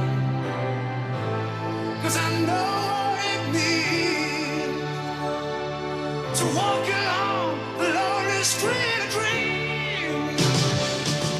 And here I go again on my own, going down the only road I've ever known. Like a drifter, I was born to walk alone. And I've made up my mind. I ain't wasting no more time. I'm just another heart in. We are back here with Morning Blend on Guardian Radio 96.9. Dwight Strong with the whole Morning Blend crew. Everybody's here. Stephen Hanna, who's always here on Friday. We've got Pamela Musgrove. Whoa. Why'd you say it like that? What does that mean? I'm just saying, for people You're who like, yeah, we have the regular, boring, bland Steven. That's Like, what you heard, Stephen? People are really... That's I don't know. exactly what I heard. I don't know. There's a Okay? filter on this mic that translates things to different people. The voters will vindicate me. Okay. Well, Pam Musgrove was always here with us on Monday. Don Sargent from Tuesday. And Chester Robards in studio with me, who's here on Wednesdays. Day. And Laverne Gardner from Thursdays. Everybody's here, the whole crew. First time we've been able to do this in a long time. Thank you all so much for being here. As election 2021. Okay, so you all have had your say. We're going to come back to you in a bit. There are many things I want to talk about, but it's time for the people. It's the people's time, to call in and tell us what they think. 323-6232. Who is Chester? How close are you to the phone to hang up on it? I'm close. I'm pretty close. You got to stop being a menace, Stephen. I'm closer to the back of the phone. I can rip the cord out. Let the people talk. Let us hear what people have to say. That's how we got where we are. Only 2 lines blinking so far. Wow. Three. And we know who both of those people are. Oh, they calling. Call, Dwight. Sorry? Before we go to that first call, are there going to be time limits? We'll try. We're going to give. Okay. Yeah. All right. So 323-6232, 325-4316, 325-4259. Tweet us, Facebook us, text us. I'll read those tweets in a bit. We've got hundreds of text messages here. This is a lot today. Oh boy, we're going to need an extra hour or two for this. But let's go to the phone lines. Good morning, caller. You are on Morning Blend on this new day, Friday. Blend, I hope to see a new way moving forward from this new day. And you would be careful enough to look at another eye. And there's an eye in the Sahara Desert. And we talk about the eye of Jupiter. You know, Jupiter is a red planet. And when red goes against yellow, which is the son of God, chances are you're going to lose. Because the sun is about life and health and embodiment and freedom. And red is about death and Lucifer and destruction. So I think now the FNM is finished. Quite frankly, from above, they're finished. And it's going to come down below. Lucifer went at opposition. Oh, dear. The fool should have never called the election at that time. Thank you for taking my call. Okay, well, I mean, we don't need to go there with that type of language. But yes, it is clear that was a very bad idea. I don't know who his advisors are. It was a very bad idea to call that election early. Just so bizarre. Okay, let's take this call. Good morning, caller. You're on the air. All of your co-hosts. Well, I tell you, the black crowds don't walk with all that rain, like 82 and 87. I don't see the black crowds wrong this in years. But as you saying, for him, people vote for leader. Even people like a leader who watch the public pulse. Because if you the slack leader, so now I am brave. Watch our public contracts every year. Send for them. Ask the ministers who are these people. We want dollar for money, or money for dollar. We want money value for our money. So yesterday, for the sleep, Menace is gone, but Menace couldn't talk to us. I want the Prime Minister, like Graham's speech last night, was the best speech ever he made. He didn't know script. If you have got common sense, be in a good school, you can speak. Let's be truthful. That's what we ask for. Be truthful. Don't lie to us. Like Christy lied to us, and we do amends. Simple as that. Okay. All right. Thank you very much. Let's take another call. Good morning, caller. You're on the air. Good morning. Good morning. Good morning. Hi. Morning. I want to congratulate the a honorable new leader, Mr. Philip Brave Davis. And I want to say that, well, in other words, I say, oh, happy day.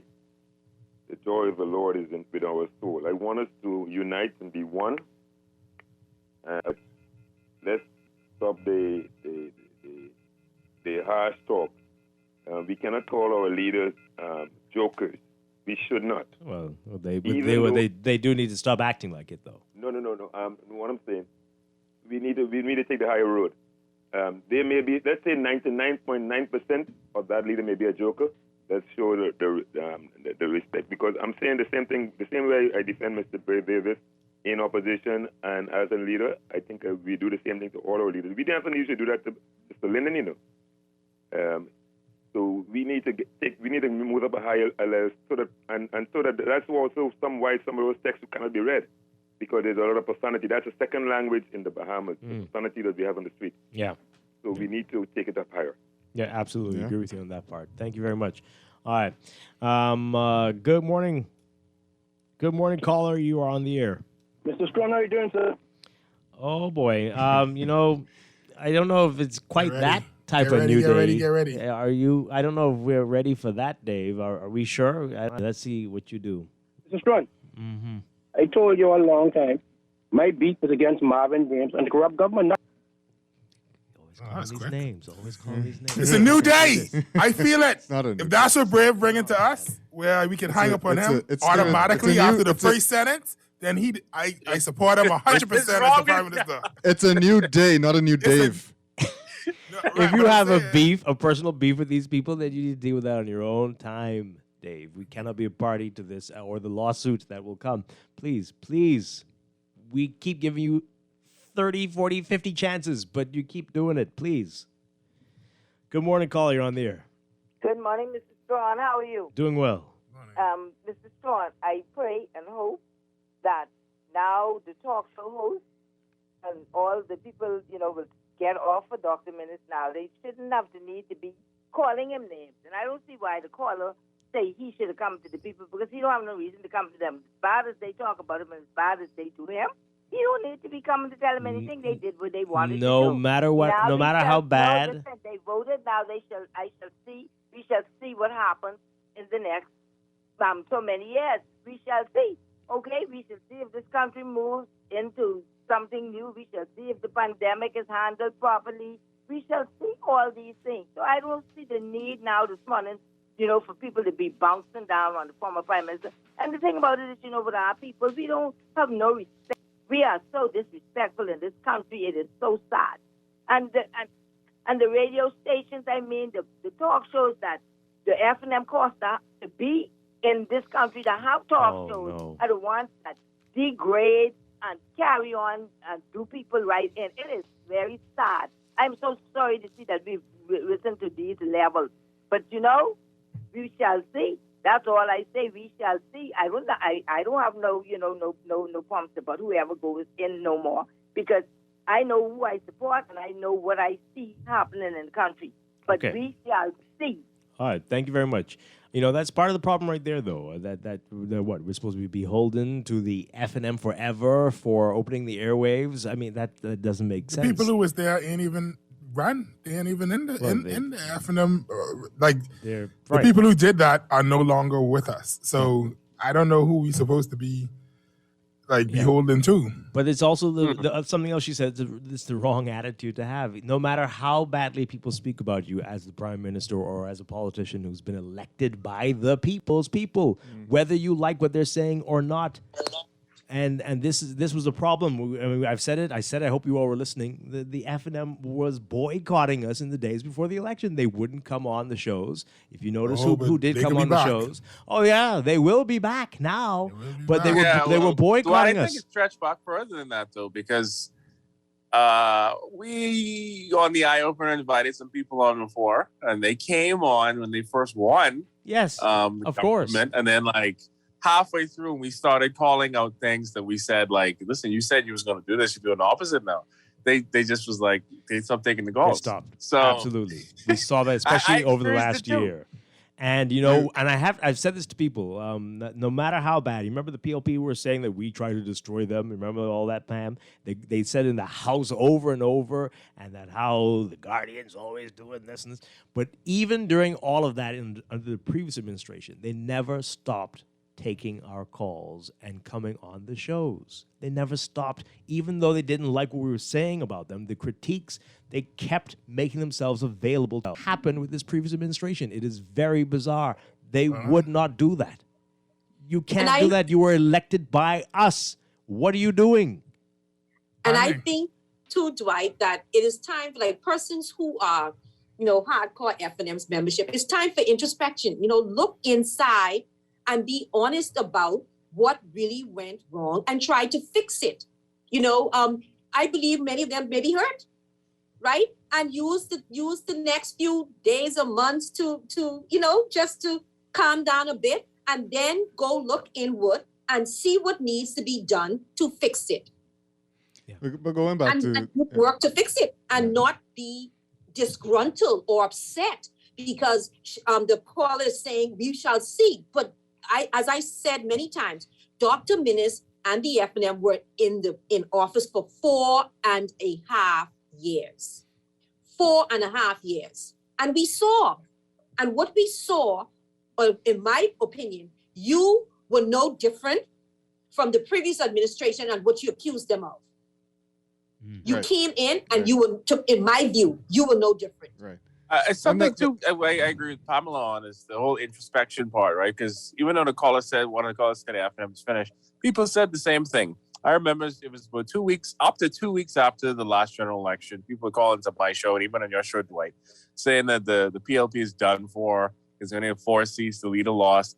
I think these blows are going to be a quite regular occurrence in House Assembly. Something very interesting that I kept thinking about too, based on what I saw from pictures, videos, and my own experience going to the polling stations, is not a lot of young people came out to vote. Now, even on my show, I think my 2 co-hosts are both from the Generation Z. I'm a millennial. I think you may find, if we see a breakdown in the demographics, Dwight, that baby boomers and Generation X are probably the ones who came out the most to vote, and they're the ones who decided the election. Now, I may be wrong, but I find it hard to believe that I am wrong about this. We will see if we ever get a breakdown of the numbers by demographics. Wow. I was going to say I agree with Pam about something. They in the House, especially on transparency, they drilled down on the FNM while they're in opposition on transparency, their promise of transparency. So even if they didn't use the word and say it a lot during their campaigns, we expect them to come in on transparency, right? We saw that political ad that they played with Hubert Minnis walking away from a reporter as he asked him questions, right? Yeah. So you know what that to happen to reporters under your administration. Wow. Let's go back to the phone lines. Good morning, caller. You're on the air. Pleasant. Good morning, Dwight, Chester, Dawn, Palm, and Laverne. How y'all doing? We're all doing well, Anton. We're all morning. doing well. Excellent. And good morning to the nation. Just joining the show, by the way. I want to express a few things, Dwight. First and foremost, I want to thank God for taking the Progressive Liberal Party from a 35 to 4 seat loss to a 32 to 7 seat win in the House of Assembly to form government. I want to thank God for establishing Prime Minister, the Honorable Philip Brave Davis, as Prime Minister of this country, and Deputy Prime Minister Chester Cooper as Deputy Prime Minister in this country. I look forward to the cabinet being established swiftly. I look forward to the Philip Brave Davis-led PLP government doing the great works and keeping our word on behalf of all Bahamians. We will be a government that will do right by the Bahamian people. We will be a government that will be accountable to the Bahamian people. We will be the government that takes this country by a storm from leap to leap, from record to record, and positivity to ensure that Bahamians, their pride is restored. Yes, okay. So have you been informed as to, he's gone already? I wanted to ask him what his portfolio is going to be. Oh man. Anyway, I- next time. Okay. Like, What? Minister Will there be a What? next Minister time? of radio show phone What? calls. He's a director of something. Okay, Chairman, director of radio or show chairman or phone something. calls. That'd be great. That's He's pretty gonna good. be Dwight. He's gonna be That's my director position. of media and broadcasting. Oh, Not, Derek. not all that. Not all that. He just got one little thing. Radio show phone calls. That's A what whole he's gonna be, ministry. and you're A gonna whole have ministry a for that. problem. Oh, Lord of mercy. Okay, we're happy for you, Anton. Your dream has come true. Yes. Okay. Wow, how wonderful. Good morning, caller. You're on the air. Caller, good morning. Hello. Hi. Good morning. Hi, good morning. And good morning to your guests and to the Bahamas. Dwight, listen, the only thing I was beholden to Mr. Menace for, the former Prime Minister, is not educating me and my children, for allowing me to break up my vehicles on these broken roads, and for not allowing me to make money by closing my business down, all right, and canceling me from going to work. Those are the things that I am beholden to him for, and I felt that the Bahamian people, as smart and intelligent as they are, I figured that they were going to do what they did. I always said it, but I'm not going to try to browbeat the former Prime Minister. He said he did his best, okay? And if that was his best, then that is what we got. But I just want to say that the Honorable Philip Brave Davis, who is going to now be the Right Honorable Philip Brave Davis, I believe he is a man of his word. You heard what his victory speech was. He said that he will govern for all Bahamians, whether you voted for him or not, whether you voted for another party or not. He's a man of his word, country to another level. We must give Mr. Philip Brave Davis a chance, okay, and allow him to prove himself, just how we gave Menace a chance to do his best and to prove himself. In my humble opinion, he failed, but I say we must give Philip Brave Davis the same chance we gave Mr. Menace and allow him to do what he's going to do, and I believe that Mr. Philip Brave Davis is going to take this country to the next level. Okay. So that trend of government in 5 years, government out in 5 years, that trend is now broken. Okay, Oh. I believe Mr. Philip Brave Davis is going to break that trend. You can look forward to another 15 years from the How many? PLC. 15. With him Thank as you. the leader. Okay, but we do want the term limits, though. We want the two. They can have 25 years, but not 25 with one leader. That's what, right? If that's what the people want. So, I mean, he'd be with 100. I don't think it's Basically. going to happen Basically. with one leader. So dear Lord. I mean, don't worry, guys. Time is on our side. But I do want to say, did you like his speech last night? I thought it was very. That was the best Wasn't that I've amazing? ever heard him speak. That was ever in really life. good. And it was well written. Very. I hope that speechwriter sticks with him for this whole first term Yeah, at least, because absolutely. those are very powerful messages. I think he did a really good job. Very nice things that were said in that speech, and I hope we have 5 years. That what? No, that was the. Okay, but After the FNM had wanted to see judge based on their results, and I say the same thing with Philip Brave Davis. He has this opportunity now. We don't have to give it to him anymore. He has it. It's up to him and his team in their governance, and the Bahamian people will continue to hold them accountable. I think a lot of persons saying there will be no honeymoon because we are in the midst of an economic crisis, in a health crisis. Right. People are hurting. So there's no honeymoon. So we expect them to govern. And if they govern in the best interest of the majority of Bahamian people, then when they go back to the polls, whenever that is, then the Bahamian people will en masse give them an opportunity. But it's all up to them to show us what they're capable of. Well, Pam, do you think he inherited a car broke down on the side of the road? Pardon me? I said, do you think he inherited a car that's broke down on the side of the road? Yeah. It's going to be And I difficult. But can he so be did judged? Venice. Can he be judged on that? No, of course, leadership is not the amount of crisis you have, but how you deal with it. We elected our leaders because they say they have the answer. the right mechanics so can we will put that judge car them. together. Can put that car together in no time. Absolutely, Right. and that's what he signed up for.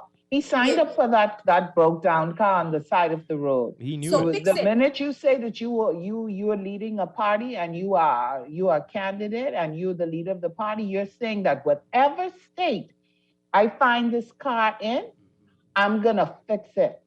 I'm gonna gather my best mechanics and we're gonna get together and we're gonna fix it. So there's no belly aching. There's no, oh, but I got it like this. It is put on your big boy pants and let's get to work because we need work. Yeah. All right, we got a lot more calls coming in. Let's take this quickly, and then we have to take a break. We're also doing the vaccination raffle today. Remember, it's Mondays, Wednesdays, and Fridays, so that is coming up in a few minutes. We'll announce today's winners. Today's two winners. Our friends at the U.S. Embassy are doing that, and we'll find out who will win today in a few minutes. That's after the break. But let's take these calls really quickly. Good morning, caller. You're on the air. Hey, a pleasant good morning, Dwight, and good morning to your co-host. Good morning. Listen, so let the church say, Amen. Amen, amen. You know, Amen. Oh, I'm sorry. Wait, y'all need to stop saying amen to everything, guys. Like, just because somebody say, Tom needs to give me $1 million. Let's say amen. I won't say that. I want to congratulate the Prime Minister-elect, Philip Brave Davis, and the PLP on their win. And in his speech, you know, Mr. Davis mentioned humility. And that is so important, I think, in leadership. Dr. Minnis, in his speech from the throne, also implored his members of parliament to serve with humility. But unfortunately, Dr. Minnis didn't follow his own advice because he was not a humble person, in my opinion. He was very dismissive and, you know, or sometimes very combative at times. And I think that led to his defeat. My advice to the incoming Prime Minister, number one, listen to the streets. When the people on the ground and the streets are talking, listen. There were a number of polls that came in, people poll in this constituency, and they say the F&M and the head, and you know, it's like the lying prophet who went to the Ahab and tell him, go up to battle, you're going to win, and that causes death. So listen to the streets, Brother Dave. Number two, stay humble, like you said. Number three, make the media your friend. Right. Talk to the people. We don't like to be talked at. Answer the questions.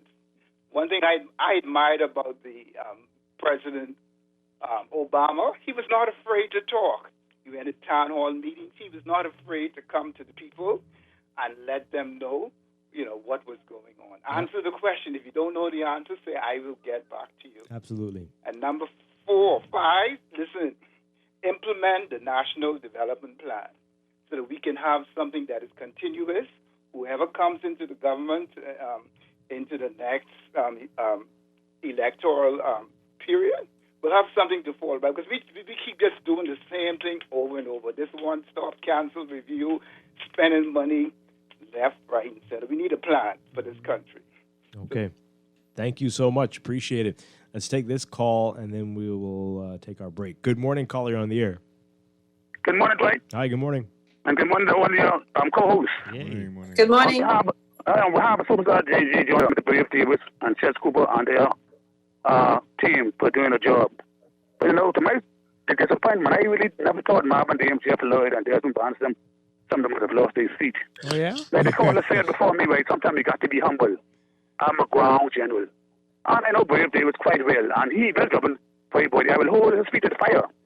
You see, my thing is, I don't go on social media and talk for this man. I believe in the country and develop this country. I got 5 grandchildren, and they're entitled to everything this country owns. See, my thing is, right, and a lot of things need to happen. I know, and my former Prime Minister, my good political friend, made some mistakes. We have a housing crisis. We've been there for 4.5 years. We built one house. That's wrong. You're locking up behind the people, so they home. See, this kind of change the world judge you as how you treat your old people and your homeless people. See, at the end of the day, we all behaving. And I think he surrounded himself with some people, some greedy black and white people who want everything in this country. We all supposed to have people pie, man. And for all you guys and PLPs, like Dave, you all behave yourself. You see, you'll never see me talk about it. None of my leaders in this country, from the Liverpool and goes right on down to the present day, we all behemoth. This is why the foreigners come to this country and talk and treat us the way they treat us. And thanks for taking my call, Dave. Yeah. I know you had a hard night, but yeah, Dwight. So DMX. Okay. Let's take that break. When we come back, a lot more. We'll get more of your calls, and we'll finally get your text messages. There's so many here. And we're going to do that drawing as well. A lot more to come. And all my co-hosts will stick around, right? Everybody stick around till 10? Yeah? We'll try. All right. Yep. We'll be back. Stay with us. Let it shatter the walls for a new sun. A new day.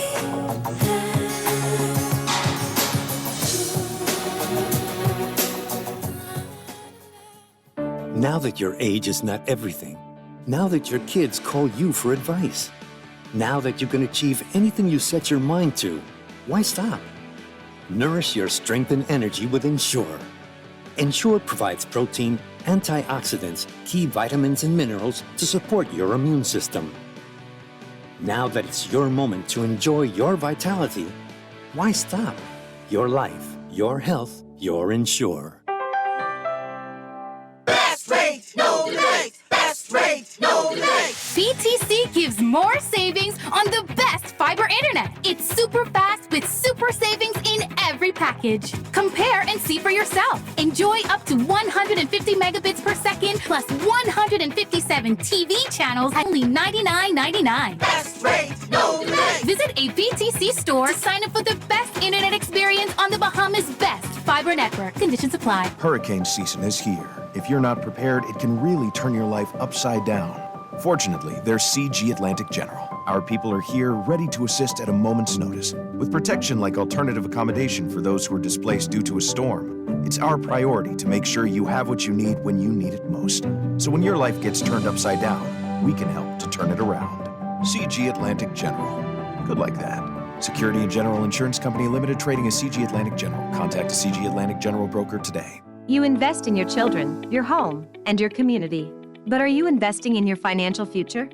At CFAO, we specialize in investment management, retirement planning, mutual funds, and private wealth management. Our team of experts never stops helping you plan for tomorrow. Because tomorrow begins today. Call us at 502-7010 to see what our financial advisors can do for you. CFAO. Growing wealth for future generations. Technology serves to make our lives better. So too. At Custom Computers, we've been maintaining our knowledge and relationships with top tech companies since 1987 and carry only the most trusted brands like Apple, Microsoft, HP, and more. No company has helped more businesses build reliable IT systems than Custom Computers. You name it, we've done it. Call 396-1101 to talk to any of our business experts. Find trust in your tech. Count on Custom Computers. Let me ask you a few questions. What's your name? Pam. Favorite food? Steak. Beer or wine? Wine. Is your money safe? It's under my bed, so I guess so. Are you serious? Yeah, why? Unless your money is in a bank or credit union that's a member of the Deposit Insurance Corporation, there's no guarantee it's safe. Yeah, but what if something happens to the bank? Your Bahamian dollar deposits are insured up to $50,000, so you'd still be ahead. Plus, your mattress might catch fire. Then what? Man, those banks and credit unions are looking good right about now. Visit the DIC's website at www.dic.bs. Protection for your money, guaranteed with DIC. Be prepared for the rainy season with an RBC loan to fund your rainy season essentials. For hurricane shutters, generators, solar power systems, or general home repair, RBC offers a range of flexible and competitive financing solutions. Let us help you get started at rbc.com/Caribbean/get-a-loan. Special conditions apply. Reimagine your rainy season readiness with RBC financing. Have you heard about the COVID vaccine raffle? If you are vaccinated against COVID-19, you can enter to win amazing prizes like food store gift certificates, hotel stays, beach excursions, and so much more. Even if you are previously vaccinated, you can still enter to win. The COVID vaccine is free, safe, and protects you from severe COVID-19 infections. Don't delay. Get vaccinated today and enter to win. Visit www.vaxbahamas.com to register. Wake up, it's a new day. Wake up, it's a new day. But I had it all, but I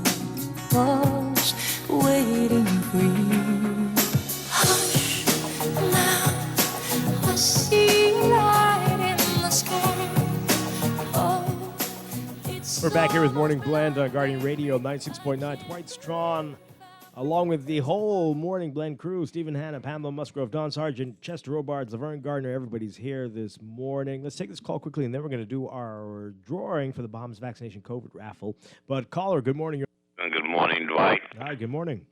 Sparky here, and good morning to your group.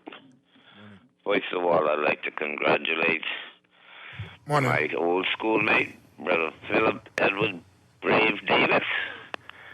Secondly, I just got off the phone with my champion in Garden Hills, Mr. Mario Boleg, first time on the court, and his first shot.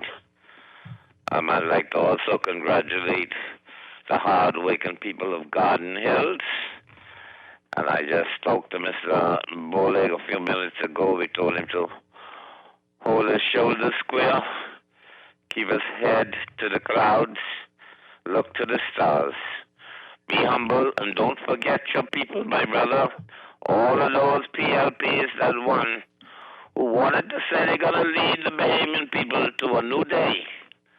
Remember the people this time. It's the people's time. The other people that got all the stuff what they said they got the last time. Remember those that are in need, those that are hurting. It's our time this time. Don't fail us, or else it'll be one in and one out, just like the rest. To all the candidates that took part, I congratulate all of them. To all the victors, I congratulate all of them. And to the Bahamian people, those that took time to vote for a better day, I congratulate the people of the Commonwealth of the Bahamas, and God bless the Commonwealth of the Bahamas Islands. Allahu Akbar. Assalamu alaikum. One love. Okay, thank you very much, Sparky. Thank you very much for that. Let's take this call here. Good morning, caller. You're on the air. Good morning, Dwight. Hi. Hi, how you doing, man? Doing well. A new day, Dwight. That's what they say. Yeah, that's the whole crew what you have inside there. Will it come on with you? Yes, everybody's here. Let me say good morning to everyone. Even Miss Ferguson in there too. Morning. Yes. Good morning. Good morning. Good morning. Good morning. Miss Pamela, how you doing? I'm doing well, and you? Thank God for life with you. So this the blind one who's called himself Papa. Yes, I know, Papa. I don't know you personally, but I know you from the air. Yes, ma'am. Me too. That's how I know you too. And I love you. I like Dawn too. I like Chester. Listen, Mom, today, right? What about Steven? I feel good, right? That was my cousin. What about Laverne? Nobody loves us. Laverne, I born in Freeport, Grandpa. I respect. I love all of you. He ain't even acknowledge me. That's fine. Yeah, Laverne, I just call it my favorite, okay? I just call it my favorite. I love all of y'all. Okay. Pamela, like I was saying, right, Pamela? That's what I live in Nassau, but it's constituency, right? Yeah. That's my cousin who ran for the Free National Movement. My first cousin, her mommy and my mommy sisters, right? Hey, Pamela, that touched me. I feel that hurt me not to be able to support her. But Pamela, let me tell you something. We lose so much loved ones. I just remember everyone who lost families from whatsoever in the last year. Pamela, I hear Dr. Minnis talking, but he apologized to F&M. Some of their loved ones was neglected by him who already passed away and ignored. Pamela, yesterday, I gladly, as a blind person, with assistance of my family member, when I voted, I know I only had one vote and I only could have voted for one, but there's a particular young man who passed away last year, November 10th. His name is Ivan Cliff Bannister. We call him the WhatsApp King. My God, I missed that boy. That was my friend, just like a son. I represent for him yesterday. I know we would have been right there doing it. We know Brave Davis. We know Hubert Minnis now. I can tell you this, Pamela. I happy the F&M lose. Listen here. Hubert Minnis, I might sound ungrateful, right? But I ain't intending to sound to be ungrateful. I'm not ungrateful. I appreciate him. He was kind to me. He was kind to me. But I don't know how to say he was not kind and nice enough. All right? I respect him as a human being. People like Desmond Bannister, I don't know if we know the real details, if he gone here. Jeff Lloyd, your old colleague from the radio station. Let me thank Jesus. Jesus, I thank you, Lord. I thank you, God, getting rid of those Philistines. That's kind of mean there. Yeah, you're rubbing the salt deep into the wounds there. Right. But hey, that's Listen, no, Dwight. Listen, you can't. That's the thing, all right? Let whatever happen, because it's like the only way I see out of this for us as the general Bahamian public is if we let the Bloods and the Crips kill each other, all right? So let the PLP and the F&M fight and burst each other with rocks. And the rest of us, while they're busy doing that, let's fix the country so by the time they come back, they don't recognize what's going on. Okay. All right, so we're going to take a little pause right now, just a couple minutes to get into the Bahamas Vaccination COVID raffle. And we've got some amazing prizes. Remember, folks, if you are vaccinated, even partially, you can register with vaxbahamas.com and be eligible to win these wonderful prizes. We are drawing the names of the winners every Monday, Wednesday, and Friday right here on Morning Blend. We're partnering with the U.S. Embassy on this to get people excited about getting vaccinated. And today's prizes are pretty cool. We've got a 3-month wine box subscription from Caribbean Wines and Spirits. Yes, Chester, wouldn't that have been great for us? Oh boy, oh boy. And the other one is just as amazing. 4 passes to Bahamar's Baha Bay Water Park. Yeah? Ooh. Okay. All right. So which one are we going to draw first? Yeah, the wine? Okay. The wine, yeah. So are you ready for this? The winner of the... Drum rolls. Yeah, drum roll. Big money, no whammy, no whammy. All right. Listen carefully, folks. Description from Caribbean Wine and Spirits. Chanda Swan. Oh, Chanda hey. Swan. I hope that's how you pronounce it. Chanda. Is it Chandra or It Chanda? says Chanda. Oh, Swan. Chanda Swan, okay. But you're going to be contacted by the U.S. Embassy about this, folks. But congratulations, Chanda. You've won that 3-month wine box subscription from Caribbean Wines and Spirits. Yeah. Now for the other one, 4 passes to Baha Bay Water Park at Bahamar. Fun. That would be amazing, eh? And the days yesterday was yesterday the hottest day of the year. It was pretty hot. That was unbelievable. Anyway, the winner is Jerez Roll. Hey. Jerez Roll, you've won those 4 passes. You're going to have a wonderful time at Congratulations, Jerez. At Bahamar. Okay, wonderful stuff. Again, folks, if you aren't registered, go on now, vaxbahamas.com. Some good prizes there. Great prizes. We've got another drawing for you on Monday. When is the 32-inch television from Micronet? Yeah. But keep on listening if that is one of the prizes. Keep on listening. All right. We're going to take a break for news. When we come back, more on election 2021. More of what you have to say. We've got the callers and the texters and more from my co-hosts. Everybody has a lot to say this morning. Stay tuned. We'll be back. It's up to you. Everyone around the world. Come on! The views and opinions of the hosts and guests are their own and do not necessarily reflect the position of the management and staff of Guardian Network. Wake up, it's a new day. Wake up, it's a new day.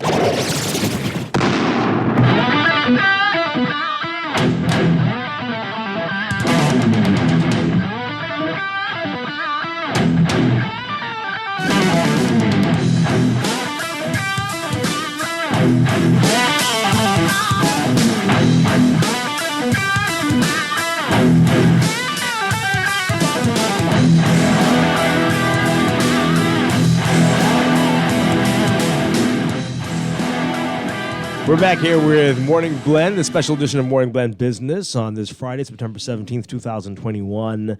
Welcome back to our Morning Blend listeners. Once again, I'm Dwight Strachan. I've got everybody with us this morning. We've got Pamela Musgrove. We still have Don Sargent. Don, you still there? Yes? Yes? Yes?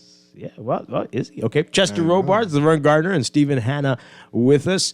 Everybody, we are talking about the election. We've got calls. We've got lots of text messages to get to, and I have a lot of issues I want to bring up to you all. We'll do that in a few minutes. But just some key points, key lessons, takeaways from yesterday, and what that's going to mean, the implications going forward. Let's get more of the people's views in.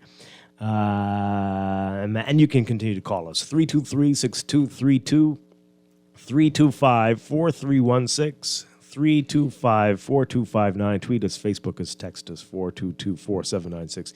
Let's take this call. Good morning, caller. You're on the air. Caller, good morning. Yes, good morning. Hi.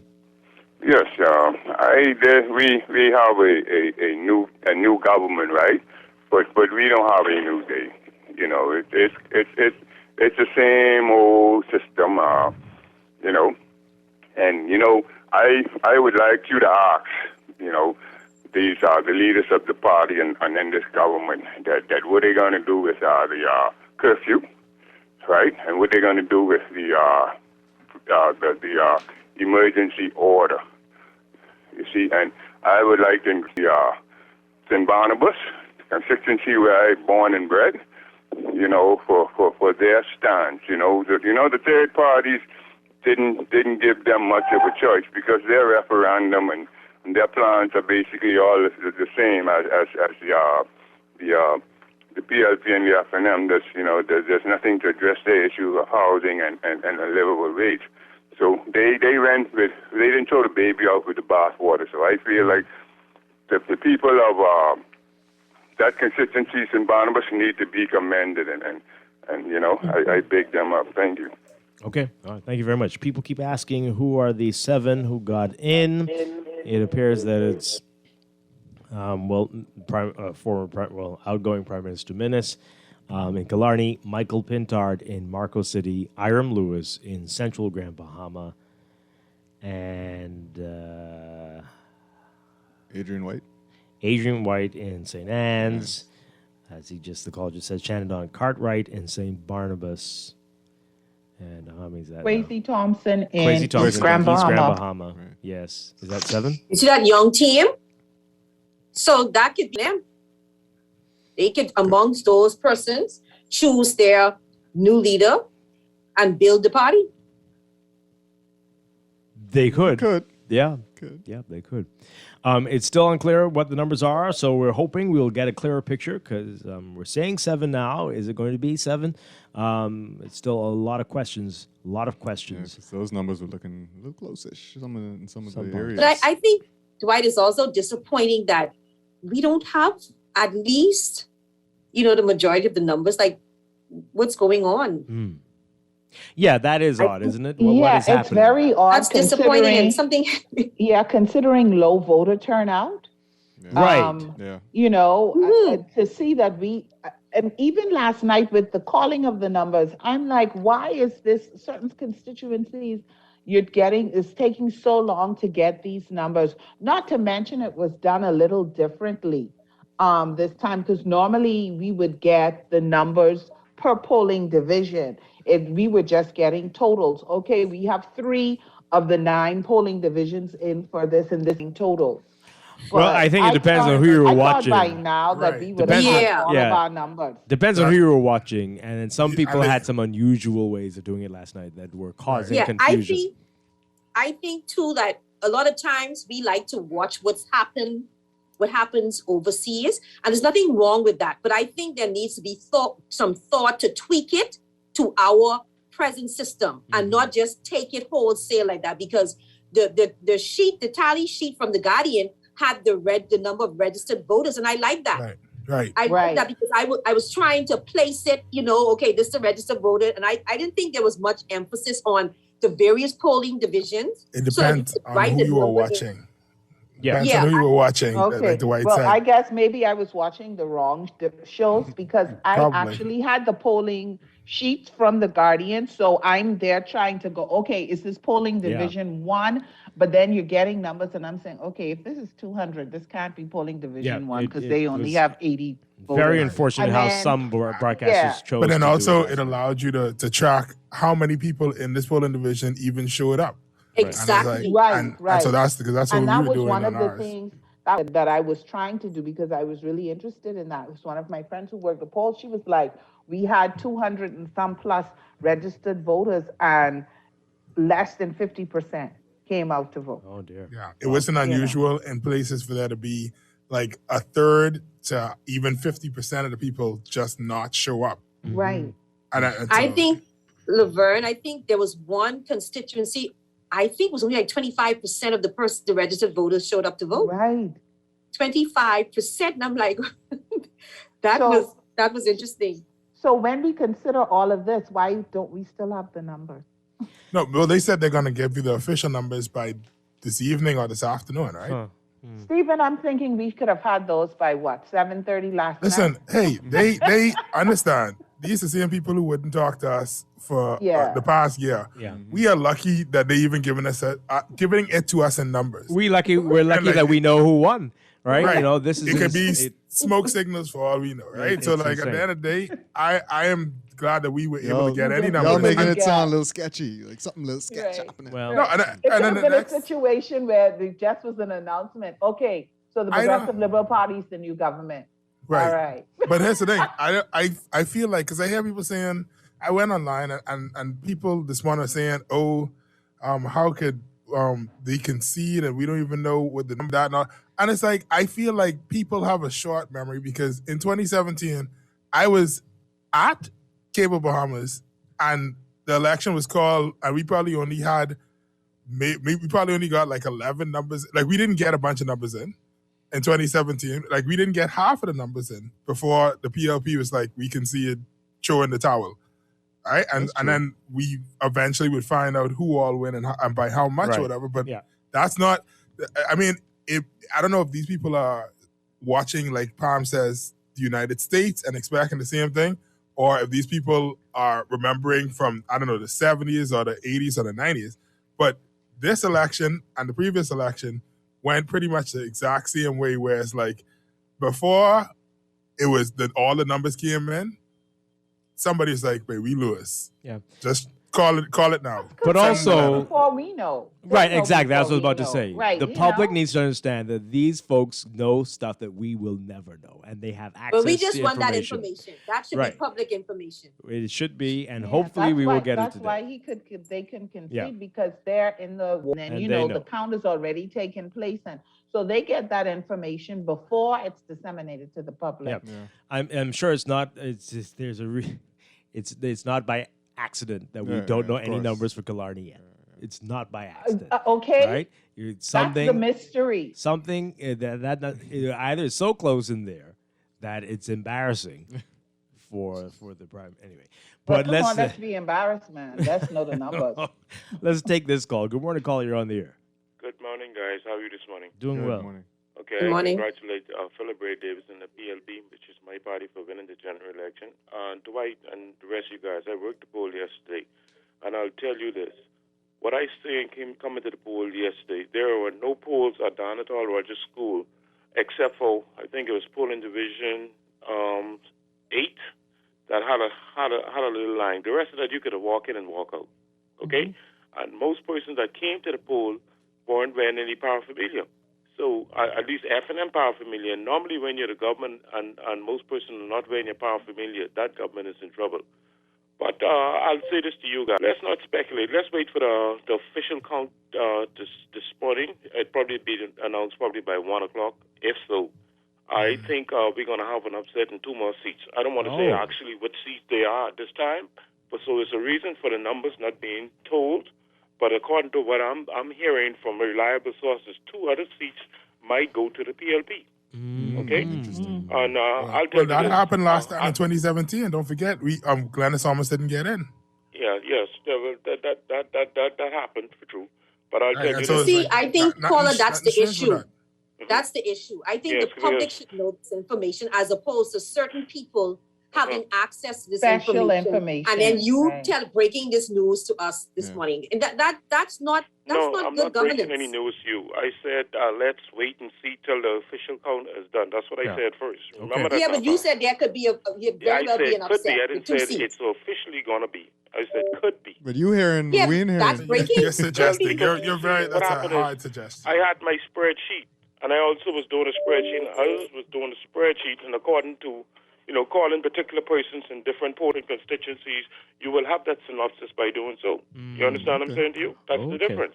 Because, like I said, I worked the polls, okay?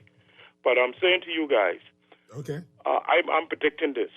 Within 2 weeks, Dr. Minnis will resign from his seat and from the F&M, okay? Because that's what I'm hearing from F&Ms, okay? So I'm not saying it's factual, but that's what I'm hearing, all right? Okay. All right. Thank you very much. Appreciate it.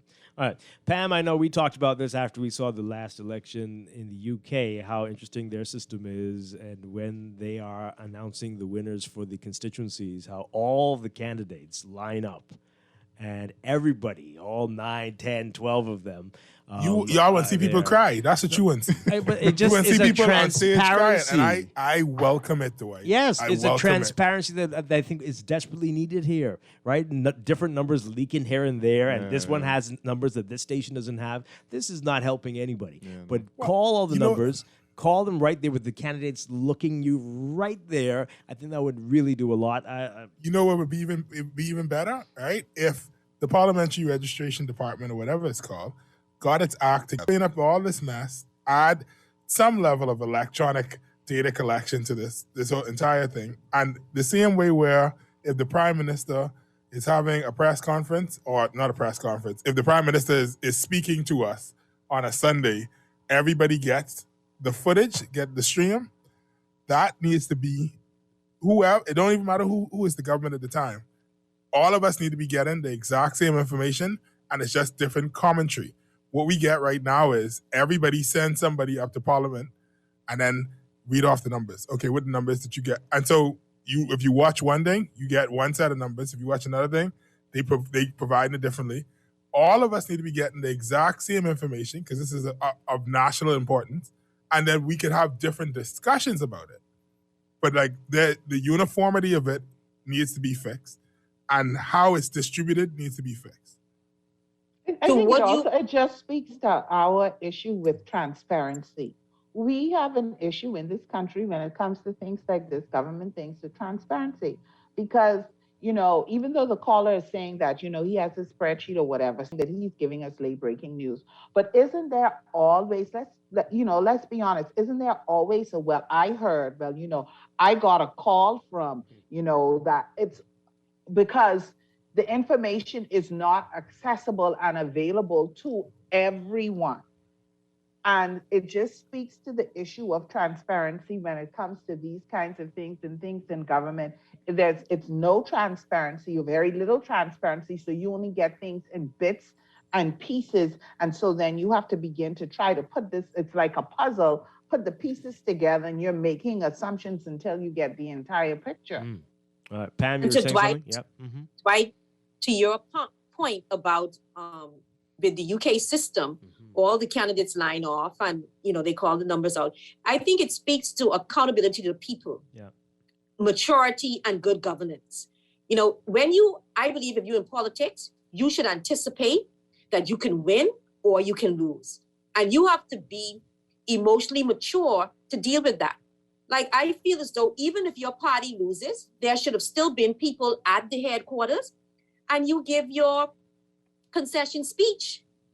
But to have a completely empty, because then you still had thousands of persons who voted for you anyhow. Yeah. So I think this thing of just running for cover and hiding and nobody wanted to come out, obviously telling me that you never thought you have lost. And I think that's the wrong way to be into politics like that. You have to always assume that you can lose. So I think it speaks to our lack of maturity. Yeah, I was going to say, and immaturity as well.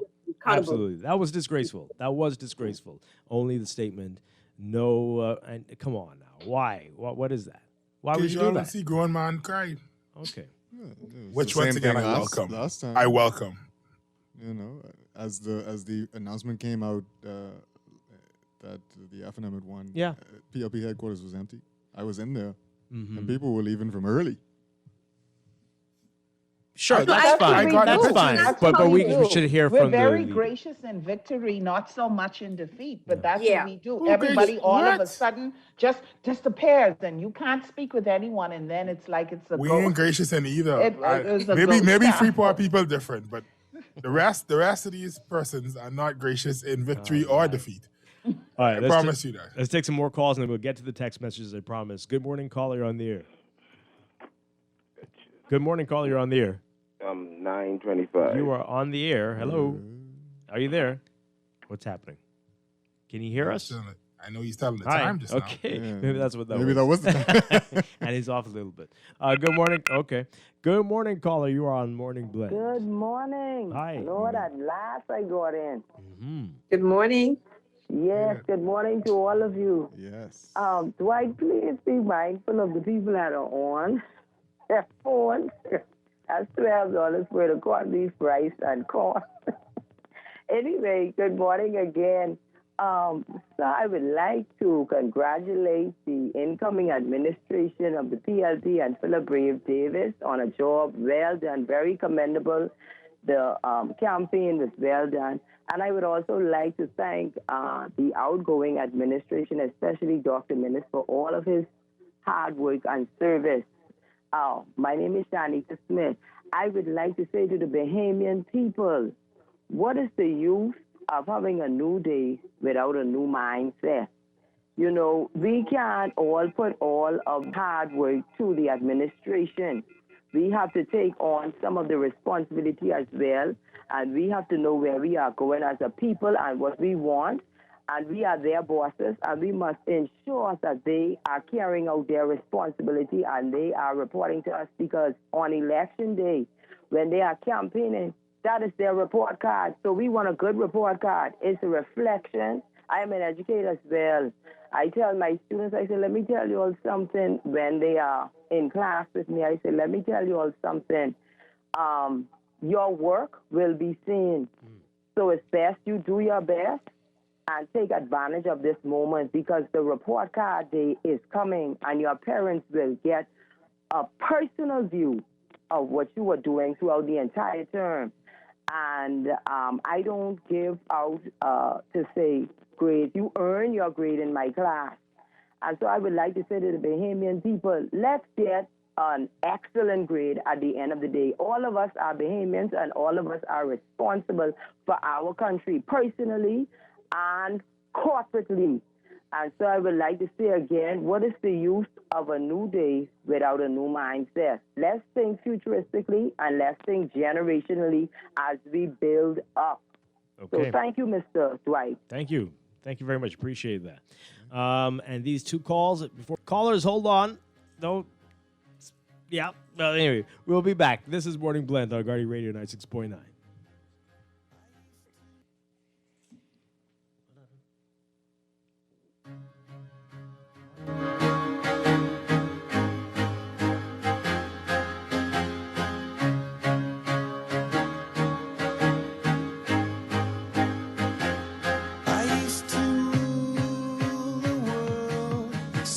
Rise when I gave the word. Now in the morning I sleep alone. Sweep the streets I used to own.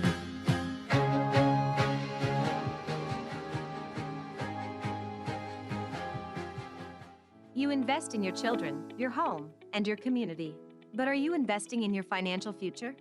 At CFAL, we specialize in investment management, retirement planning, mutual funds, and private wealth management. Our team of experts never stops helping you plan for tomorrow. Because tomorrow begins today. Call us at 502-7010 to see what our financial advisors can do for you. CFAL, growing wealth for future generations. Wait, why you look so mashed up like clothes at the washer? No, but just a hard day, boy. Hard day? What happened? The breakfast lady ran out of tuna and gritsy. We need to start joking about everything, you know. This serious. Tell me. All right, well, today, boss gave us boy one big contract. And nobody else get a chance and nobody say nothing. Boy, you know that ain't right. You know government contracts ain't supposed to go that way. Yeah, but nobody's saying nothing. Boss man just tell people to sign the papers. Then he send me to meet this boy downtown and collect this envelope. You need to tell somebody. You need to become a whistleblower. You know I's a real man, but I never blow no whistle. I be drunk all my life and junk. No way. A whistleblower is someone who tells people what they see when they see something wrong happening at work. But I ain't no whistleblower, and I ain't no snitch. I still white there, you know. But ain't nobody can know it's you. All you gotta do is call Crime Stoppers, or you could text them from inside the Crack Crime Bahamas app. They don't ask about you. And your call goes straight through to Miami, so nobody know you is. And if you text, your message get mixed up like Kong Salad. Call 328-8477 from Nassau, or 242-300-8477 from the Family Islands. This traffic report is brought to you by Shield Insurance and Prudential Law Adjusters. Traffic flow is back in stride again, and our final look now at the traffic watch across the island this morning, and there's certainly lots more traffic in the streets at this hour. Southwest Gateways, Classic Road, and Samanabala Highway, especially having heavy traffic delays and backed up traffic continuing. It's a slow ride out onto the main thoroughfares from those popular gateways. Carmichael Road traffic line is built up too, and in a slow ride out there onto the Blue Hill Road traffic light area. And right now it's a bit slower getting over the hill at Blue Hill Road and into the $20 million roundabout below. Once clear there, though, the ride along Blue Hill Road is a pretty good one and encouraging. Eastern Road traffic line over there heading out. That's back again. There's a familiar morning traffic delay around the Wolf Road, Soldier Village, and Burnett Road traffic light intersection. Wolf Road itself still is an easy ride at this point, but it is gradually growing due to the amount of traffic that's moving along that route. And the traffic growth over on Shirley Street into the downtown area is quite obvious. So at this point, we're looking at a nominal growth of the traffic that we expect for the remainder of the day. This National Traffic Report is a service of Garden of Eden, where you're able to enjoy the best boiled and stew on the island. Delicious Bahamian breakfast from 7:30 every morning, served with grits or a Johnny cake. Now through Sunday and available until 3 o'clock each afternoon. Today, peas and grits with snapper and 2 sides for lunch is on the menu. And that's the Garden of Eden in Eastwood. You can call them at 819-5574 for easy pickup and directions and to make your order. With your Ryan Sky look at traffic in real time, I am VA Double N.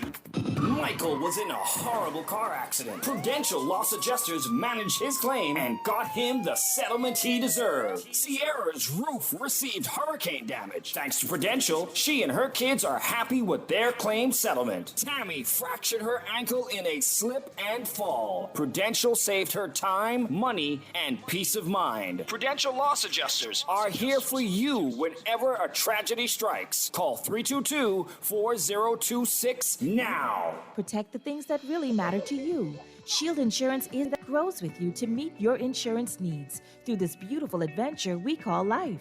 From automobile to home to life and health, boat, liability, construction, and business insurance, Shield has affordable policies, flexible options, friendly service, and the expertise to protect your hard-earned assets. Shield Insurance agents and brokers in Nassau, call 356-7202 or Freeport 352-5945. This is Guardian Radio 96.9 FM, Nassau, Bahamas.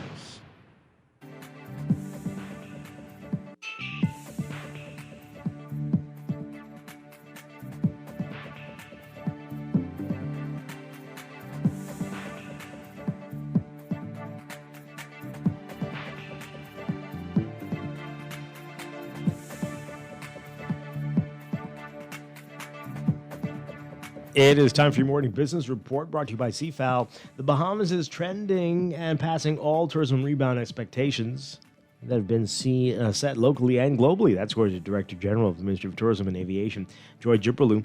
She told Guardian Business this yesterday, saying that we've passed all expectations. They're in business and they're looking for places they can go to. The Bahamas has been picking up numerous new routes from airlines like United, Virgin, and Frontier. According to Jiperlu, while British Airways was once cautious about opening too many legs to the Bahamas, the airline is now asking for more. You can read more about this in today's Guardian Business section. And local businesses didn't skip on the opportunity to capitalize on yesterday's general election, with many of them offering specials and giveaways to voters donning an inked thumb. But 2 restaurateurs found creative ways to market their meals to voters as a result. You can read more about all of this in today's Guardian Business section. In your Market Watch, recapping trading on the BISX from Thursday, your market movers, AML Foods Limited, moving 1,500 shares, down 10 cents to 650. Commonwealth Bank moving 1,041,666 shares, unchanged at 275. Colina Holdings Class A preference shares moving 28,000, unchanged at $1. Consolidated Water unchanged at $2.39. It unchanged at $11.47. The BISX All Share Index closing at 2,073.64, down 0.45. That's your Market Watch, and that is your morning business report brought to you by CFAL, growing wealth for future generations.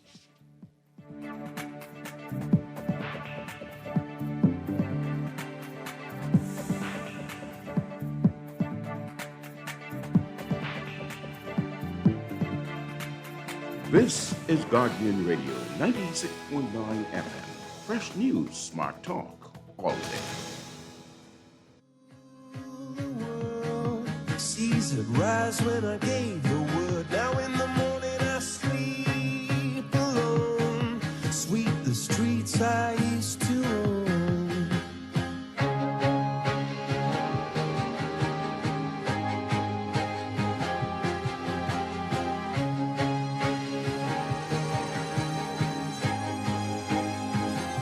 I used to roll the dice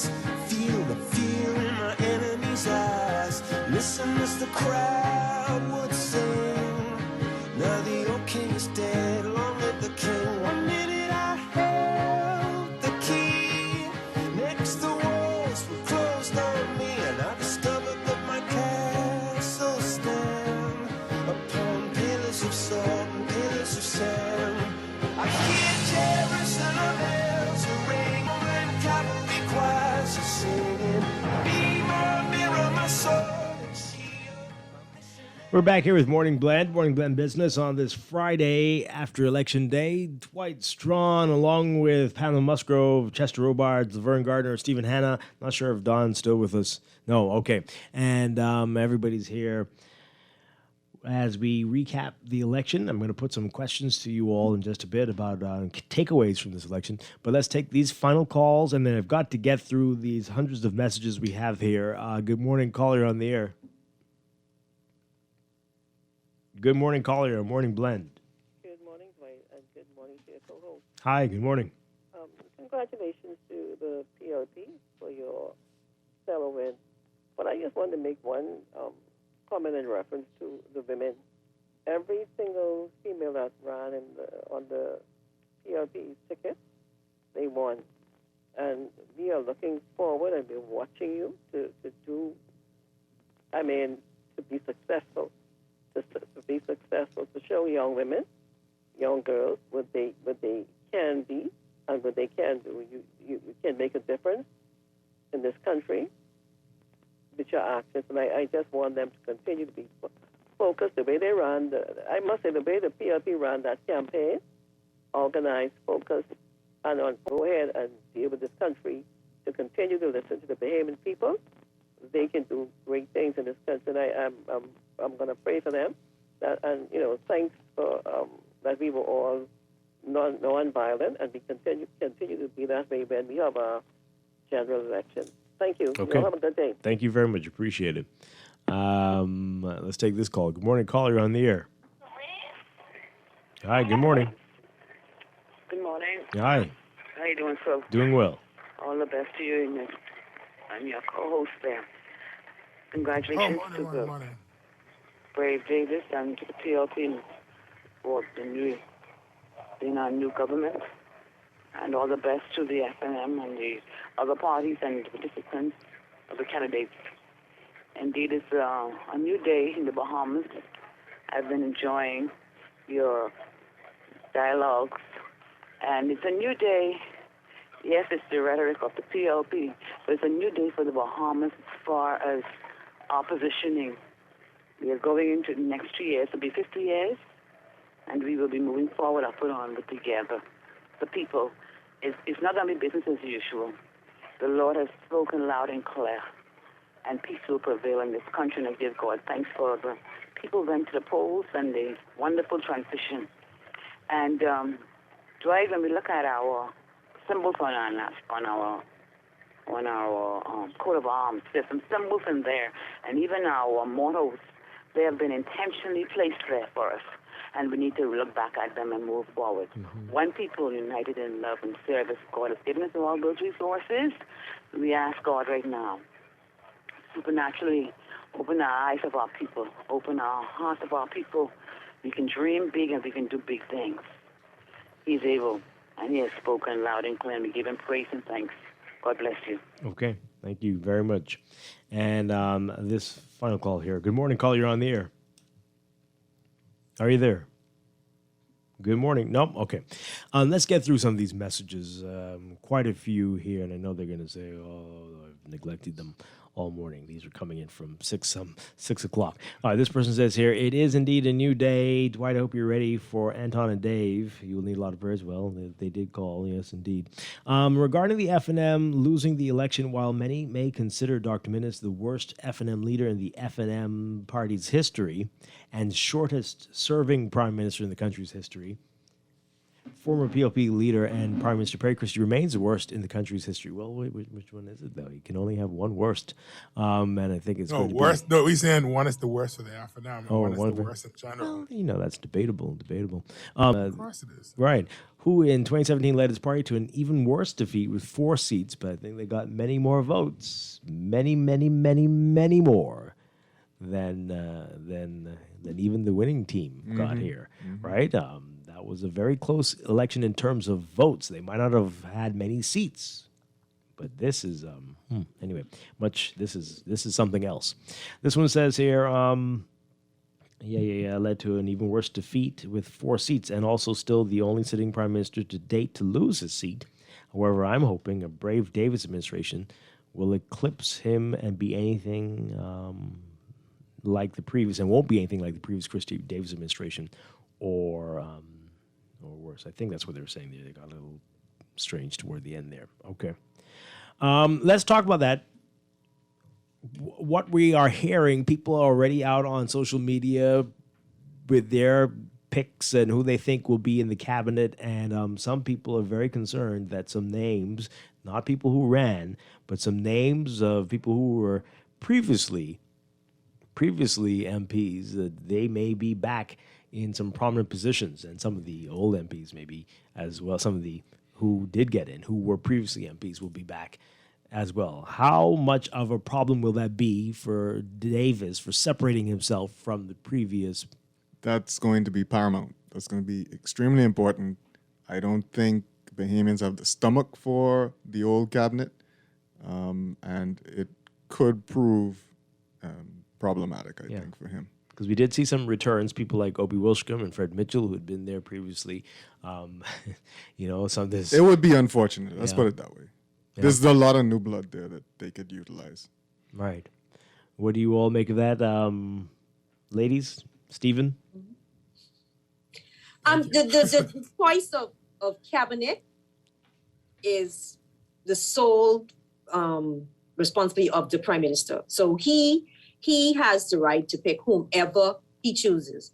I go back to, they will be judged on their performance.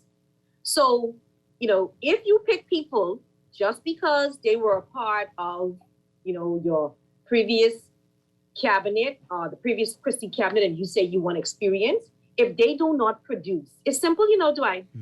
It is simple. I think we are looking for leaders to produce where we can see. You don't have to convince me that I'm doing well. I can feel if I'm doing well.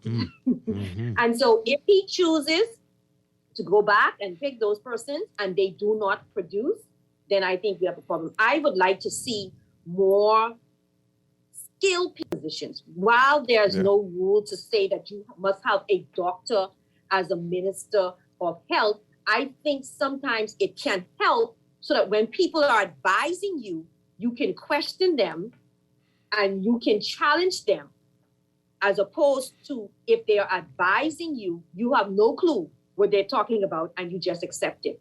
I would like to see a strong person as the Minister of Finance. I think this thing of having PMs be the Minister of Finance so they can control the books or control the Treasury, I think it's showing to be flawed. I would like to see experienced persons hold those positions, like I say, because you have some knowledge of how this thing is supposed to work. And so when you have people coming to you from all angles, then you can add to it, take away from it, and have your cabinet discuss it, and you can bring insight, the person who's experienced. Well, if we do it like this is what's going to happen. Yeah. Okay. I just think it can't be a new day with the old boy. Oh, my. They have 5 years. They have 5 years to prove it or less. Yeah. Laverne? Well, I'm pleasantly surprised, but at this point, I don't think that I will be. Oh, dear. I think we're going to see old faces in old positions. Yeah. So we're thinking Obi Wilshcombe for tourism again? I'm thinking Obi Wilshcombe for tourism. Oh, my goodness. I'm thinking Dr. Darvill is going to be Minister of Health. Well, that would be a first for him, though. I'm thinking we're going to have Fred Mitchell Back as in Minister Foreign of Affairs. Foreign Affairs. My Lord. And if Mr. Davis doesn't take finance, I think that he'll make Alcides a senator and he'll be finance. I will probably see Alfred Says as Minister of Education. So I'm that is what. You don't think that man with that great name is going to be finance? Who's that? Chester. I don't think so. I don't think he's going to be finance. I think he maybe works or something like that. I'm just saying, I'm not holding out much hope for for seeing new faces, new, young, vibrant faces. Even though you have a lot of new people there, new faces there, I don't think that they're going to hold cabinet positions. But I would love, love, love to be. Are in the financial world, what are you hearing? Are you hearing anything about who might be the finance minister? No, I have absolutely no clue. But we are in dire straits, and so whomever that position is afforded to, yeah, we get some. Yeah, we're gonna have some issues, and I think the challenge, Dwight, is that our economy needs like a full revamp. You have to revamp it. There's no question. But we have had successive administrations who are afraid to do it, either because they don't know any better, or they just want to keep it safe. This needs to be revamped. Can we handle 12 months of reduced VAT, Pam? I think they should, my personal opinion, they need to reduce VAT to 10% and keep it there. Keep it there and look for other creative ways. Can they do that immediately, or to say that if they decrease it to 10%, where are we gonna? Now we have to look at where is that 2% shortfall gonna come from? Yeah, all of these concessions they give it all here, there. Listen, from your lips to God's ears, Pam. So, okay, just one quick point. You take, for instance, that Grand Lucaine Hotel, right? So you had where they paid over about $100 million for that hotel, right? So Hutchison, notice there's no agreement on the sale of that hotel as yet. There is not confirmed. Right. Because Hutchison Whampoa and the IT, I think it's the ITM group, they're not desperate each other. They're gonna go what's in their best interest. But because we government is desperate, they bought it off of these guys. And then the RCL those are saying, we're not paying $65 million for that hotel, but we want the Paradise Island. And they were rushed to give it to them without the confirmation. And they said they will not sign the deal for the hotel until the port deal is finalized. Wow. And then also part of that deal was even them trying to get whatever concessions, discounts, deals they could get with the harbor here in Grand Bahama, which we didn't know at the beginning. The basis of that hotel being sold was going to be based on what the group could get in terms of ports, because they're a cruise business. And so you can't blame them, but we didn't really know all of those details. Those details only started to unfold as people say, hey, is it sold? If it's sold, how can you open up somebody's hotel? Or why not? And then you find out, oh, well, it's because of that. It was like the hotel was a throw-in. We'll take the hotel providing we can get these other things. And it's the other things that they're not really getting right now. So the hotel is just sitting in limbo, and it's something that the government has to cover. Very sad. They have to pay the employees. Back to the VAT issue. Can we, Pam, do we have to wait for the new fiscal year, or can they do that immediately, reduce the VAT? Well, they promised that they will. They promised that they will reduce the VAT. I think they had said that they're not going to start, they're not going to redo the budget. They're going to go with what is there. And so they're probably going to wait until next year. But if they want to, they can implement, because the reality is economic activity is pretty low. It's really low during this time. And so reducing the VAT is to bring relief to your people. And so they want to show good faith that this is what they came to do, reduce it, get around the table, and go find creative ways to get more taxes into the treasury. You see, you collecting taxes, people need to see where their tax dollars are going. This text here, this election was a total rejection of the Mids administration, not only by the people that did not vote for the FNM, but also the FNMs that did not show up to vote. This is clearly indicated by the low voter turnout. Honestly, see, maybe. I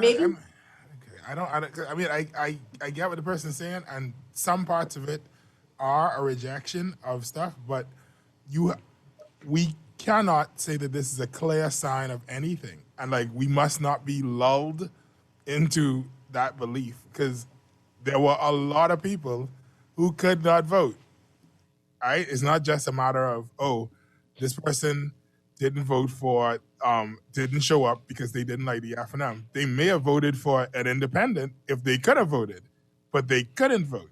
So it's like, it's important to not get lulled into the dialogue that the F&M and the PLP have been selling us for the past ever years. I want to say 48 years, that we are the two options. Only us two, you need to take serious. You need to value us. There are 6 major Junkanoo groups.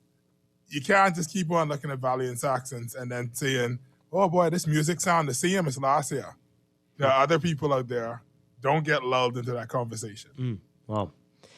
Okay.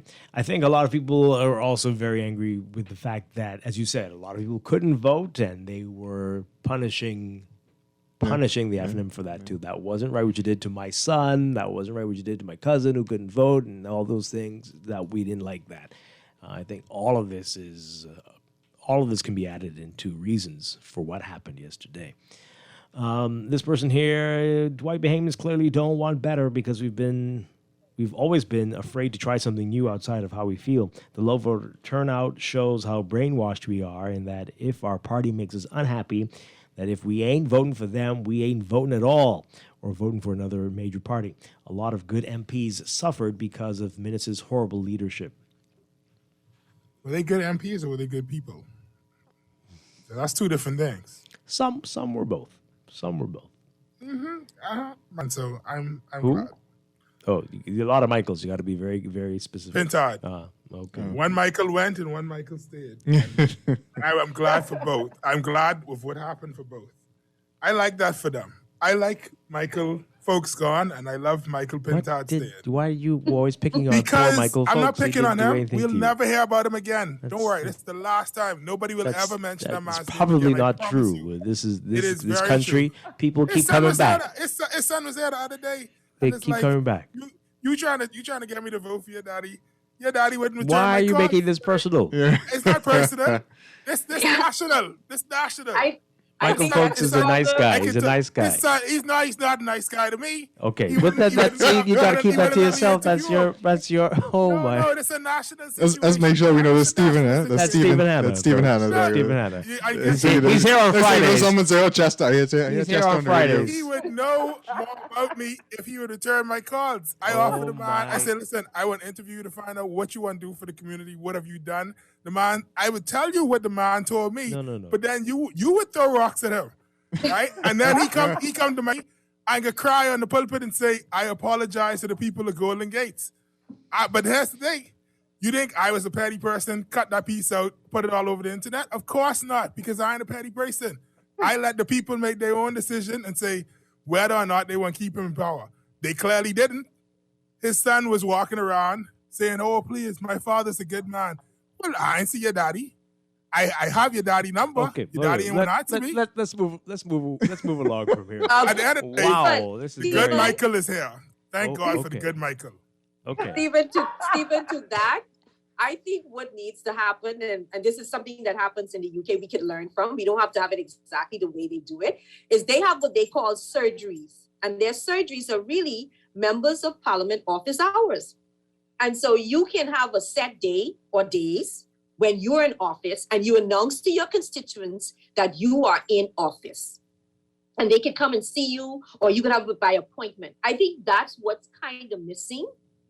You know, you have that consistent presence in the constituency, because your role as a member of Parliament, concerns of your constituents to Parliament, because that's why you were elected there.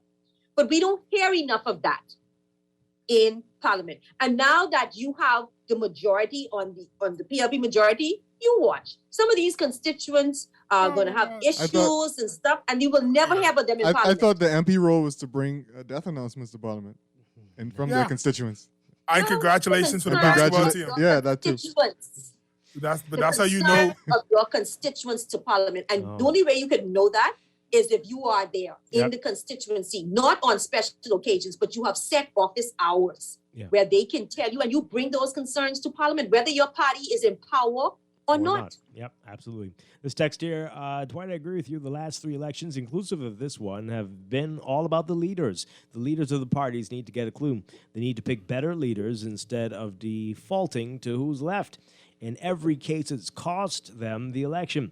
We have good MPs that lost their seats because of bad leaders. It is sad. We got to have some whole shows on how we need to reform this system. This is really costing us.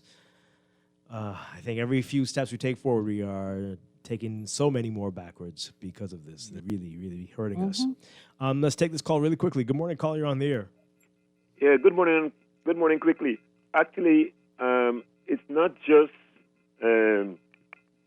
persons voting for leaders, but people are voting for major parties, right? And also, we cannot say that there's a majority person who are disenfranchised, because at every election, there was some person who would have reached that age. The voters list have over close to 200,000, and people choose not to vote. So those persons were not disenfranchised. They chose not to show up at the polls. Well, a lot of people were told they had to register if they moved, and when the election was called, they thought they had some time. Hearing ministers say we need that information as well, that statistics that those who are unable to move. We're gonna hopefully get that soon. But with ministers saying it over and over that the election is due in May, a lot of people thought they had more time. Yeah, we can criticize them for believing that, but that's what he told them. He's the prime minister. He wouldn't lie to you, would you? And so people were thinking they had time. Good morning, caller. You're on the air. Good morning, Mr. Strachan. How you doing, sir? Doing well. And to your panel of contributors. Pam said something just now, Dwight, about the job of the members of Parliament being to take the concerns of the constituents to the House of Assembly. Tell Pam to remember the last time a gentleman from Grand Bahama attempted, and a young fella from Bain and Grantstown, they got spanked. It's their job to bring it to the House of Assembly, just not when that slave word, the whip, is on, and the party's agenda is something that's separate and apart. So their acceptance to that. Thanks for allowing me to contribute. Okay. Yep. This system again. This text here. OMG, Brave Davis' speech has me in tears. I really believe in him. I can't stop crying. God is good. Tears of joy. Okay. This one here says,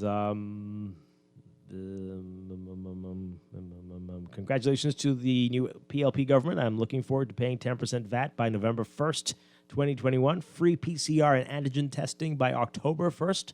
2021, no travel visas immediately, and one big party for the country's 50th birthday. MPLP's leg party.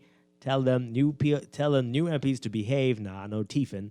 And then they say, Leslie Miller, behave yourself. Okay, well, I don't know that part. But yeah, no party like a PLP party. That the anniversary next year is going to be lit. Because the PLP party don't stop, right? Mm-hmm. It's going to be a great way to celebrate it, I guess. Good morning, caller. You're on the air. Okay. Good morning, caller. You're on the air. Good morning, Dwight. Hi. Now, the FNM could have a real serious. They're gonna give us drama in that party. There's the Cecilites, the Ingramites, now the Mennonites, and they have to get the leader. Now, what will happen to Dr. Sands? What place he holds? I think the right term is the minnows, not the Mennonites. The minnows. But Papa could be in there trying to crush minutes. He like to crush you. Once he gets you, he will crush you. So we have an interesting FNM when they implode. Because this is the first time, when Cecil lost his seat, he let Tendelitis become leader. So this been going on from he started in 72 in fighting. All right. Papa had a hot hole, like Papa the strong alpha male. So I am brave as alpha male, and tell him to bring the file. You want to watch the cookie jar. That's our main thing. Who can watch our cookie jar? The man come in skinny, leave fat, come 50,000, and leave 5 million. Yeah. How does it work, Dwight? Diligence. It's crazy. Okay, thank you very much. Yeah. I think all of the parties have infighting. It's just that some are just more visible than others. There's some people who wear their emotions on their sleeve, and then others do a good job in hiding it. But Pam, define infighting, because it's like, it's one thing to say it's infighting, but it's a whole different thing. On the outside, we saying, well, why they letting this man run the party? if nobody want him. So it's like, is it infighting only if we don't agree with their decision? I mean, he's talking about the different fractions within the party. I think both parties have their various fractions. It's just you need a leader to unify and not to continue to divide, but you need a unifying leader to understand that, yeah, there are different fractions, but we have one common goal. Yeah, and this is how we're going to work towards that. It's going to be a lot of rebuilding in the FNM. But let's talk about the DNA. What does this mean? What does this terrible defeat for the DNA mean? They didn't even get the third most votes. I don't most votes. But what does this mean? Is this the end of the road for this party? I think it should be the end of the road for the leader.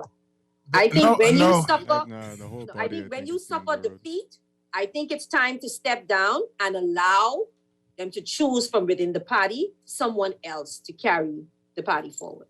I think that's how it should work with all of the political parties. I think she could have tried her best, and I support her trying her best. But when you have something like this, you need to find someone with a different direction to take the party in. Chester, what are you saying? I think a party that's been around so long with no seats and so little votes has to rethink its entirety. Well, at first, I think COI took votes from the DNA as opposed to how everybody thought they was going to take votes from the FNM. They only took DNA votes, all right? But also, I don't think that – I think that the issue is bigger in terms of we need to stop trying to form these baby parties with the intention of taking the government, because that means that your intention is incorrect, right? Because you're not actually concerned about the people who you're supposed to be representing. And it's like, that means you're no different than the PLP and the FNM, because all of them trying to take the government. I want somebody who care about Golden Gates. I want somebody who care about Garden Hills. I don't want somebody who literally saying, because we need to get all of the seats in the House of Assembly so we could do whatever we want to do. And that's two different things. They don't get it. We mentioned this when we had Fringe Party Week. We said that to all of them. Why are you sending a full slate of candidates? Just send 5 to get in there to make a difference and probably be a playmaker when it comes to... Because everybody want to be king. Everybody wants to be the leader. And they all rejected that theory. No. We've got many candidates. And they was offended that you call them French. They'd be lucky if there was a piece of lint now. They ain't even French. I think that what happened to the DNA seems to always happen. They come out with a lot. I told someone they run this political race as if it's a 400 when actually it's a 3,000, because they come up with all this smoke and fire, and then as we get closer and closer, it just dies away. They run out of steam, and this election it was the same thing. Think you really have to, they need to sit down with whomever the executives are and decide how do we want to go forward, or should we even go forward? But hey, everybody remember now, it took the FNM 20 years before they won an election, right? So that is also true. But is their message really resonating with the people? And let me just say to you that I didn't even know that there were people running for the DNA. Oh dear! Wow. No lie, no exaggeration.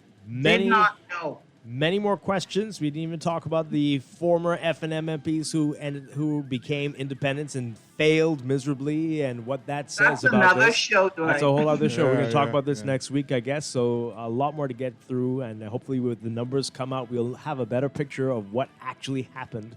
And we hope that does indeed happen today. But thank you all so much. You know, I really love and appreciate all of you. Pamela Musgrove, Don Sargent, Chester Robards, Laverne Gardner, Stephen Hanna.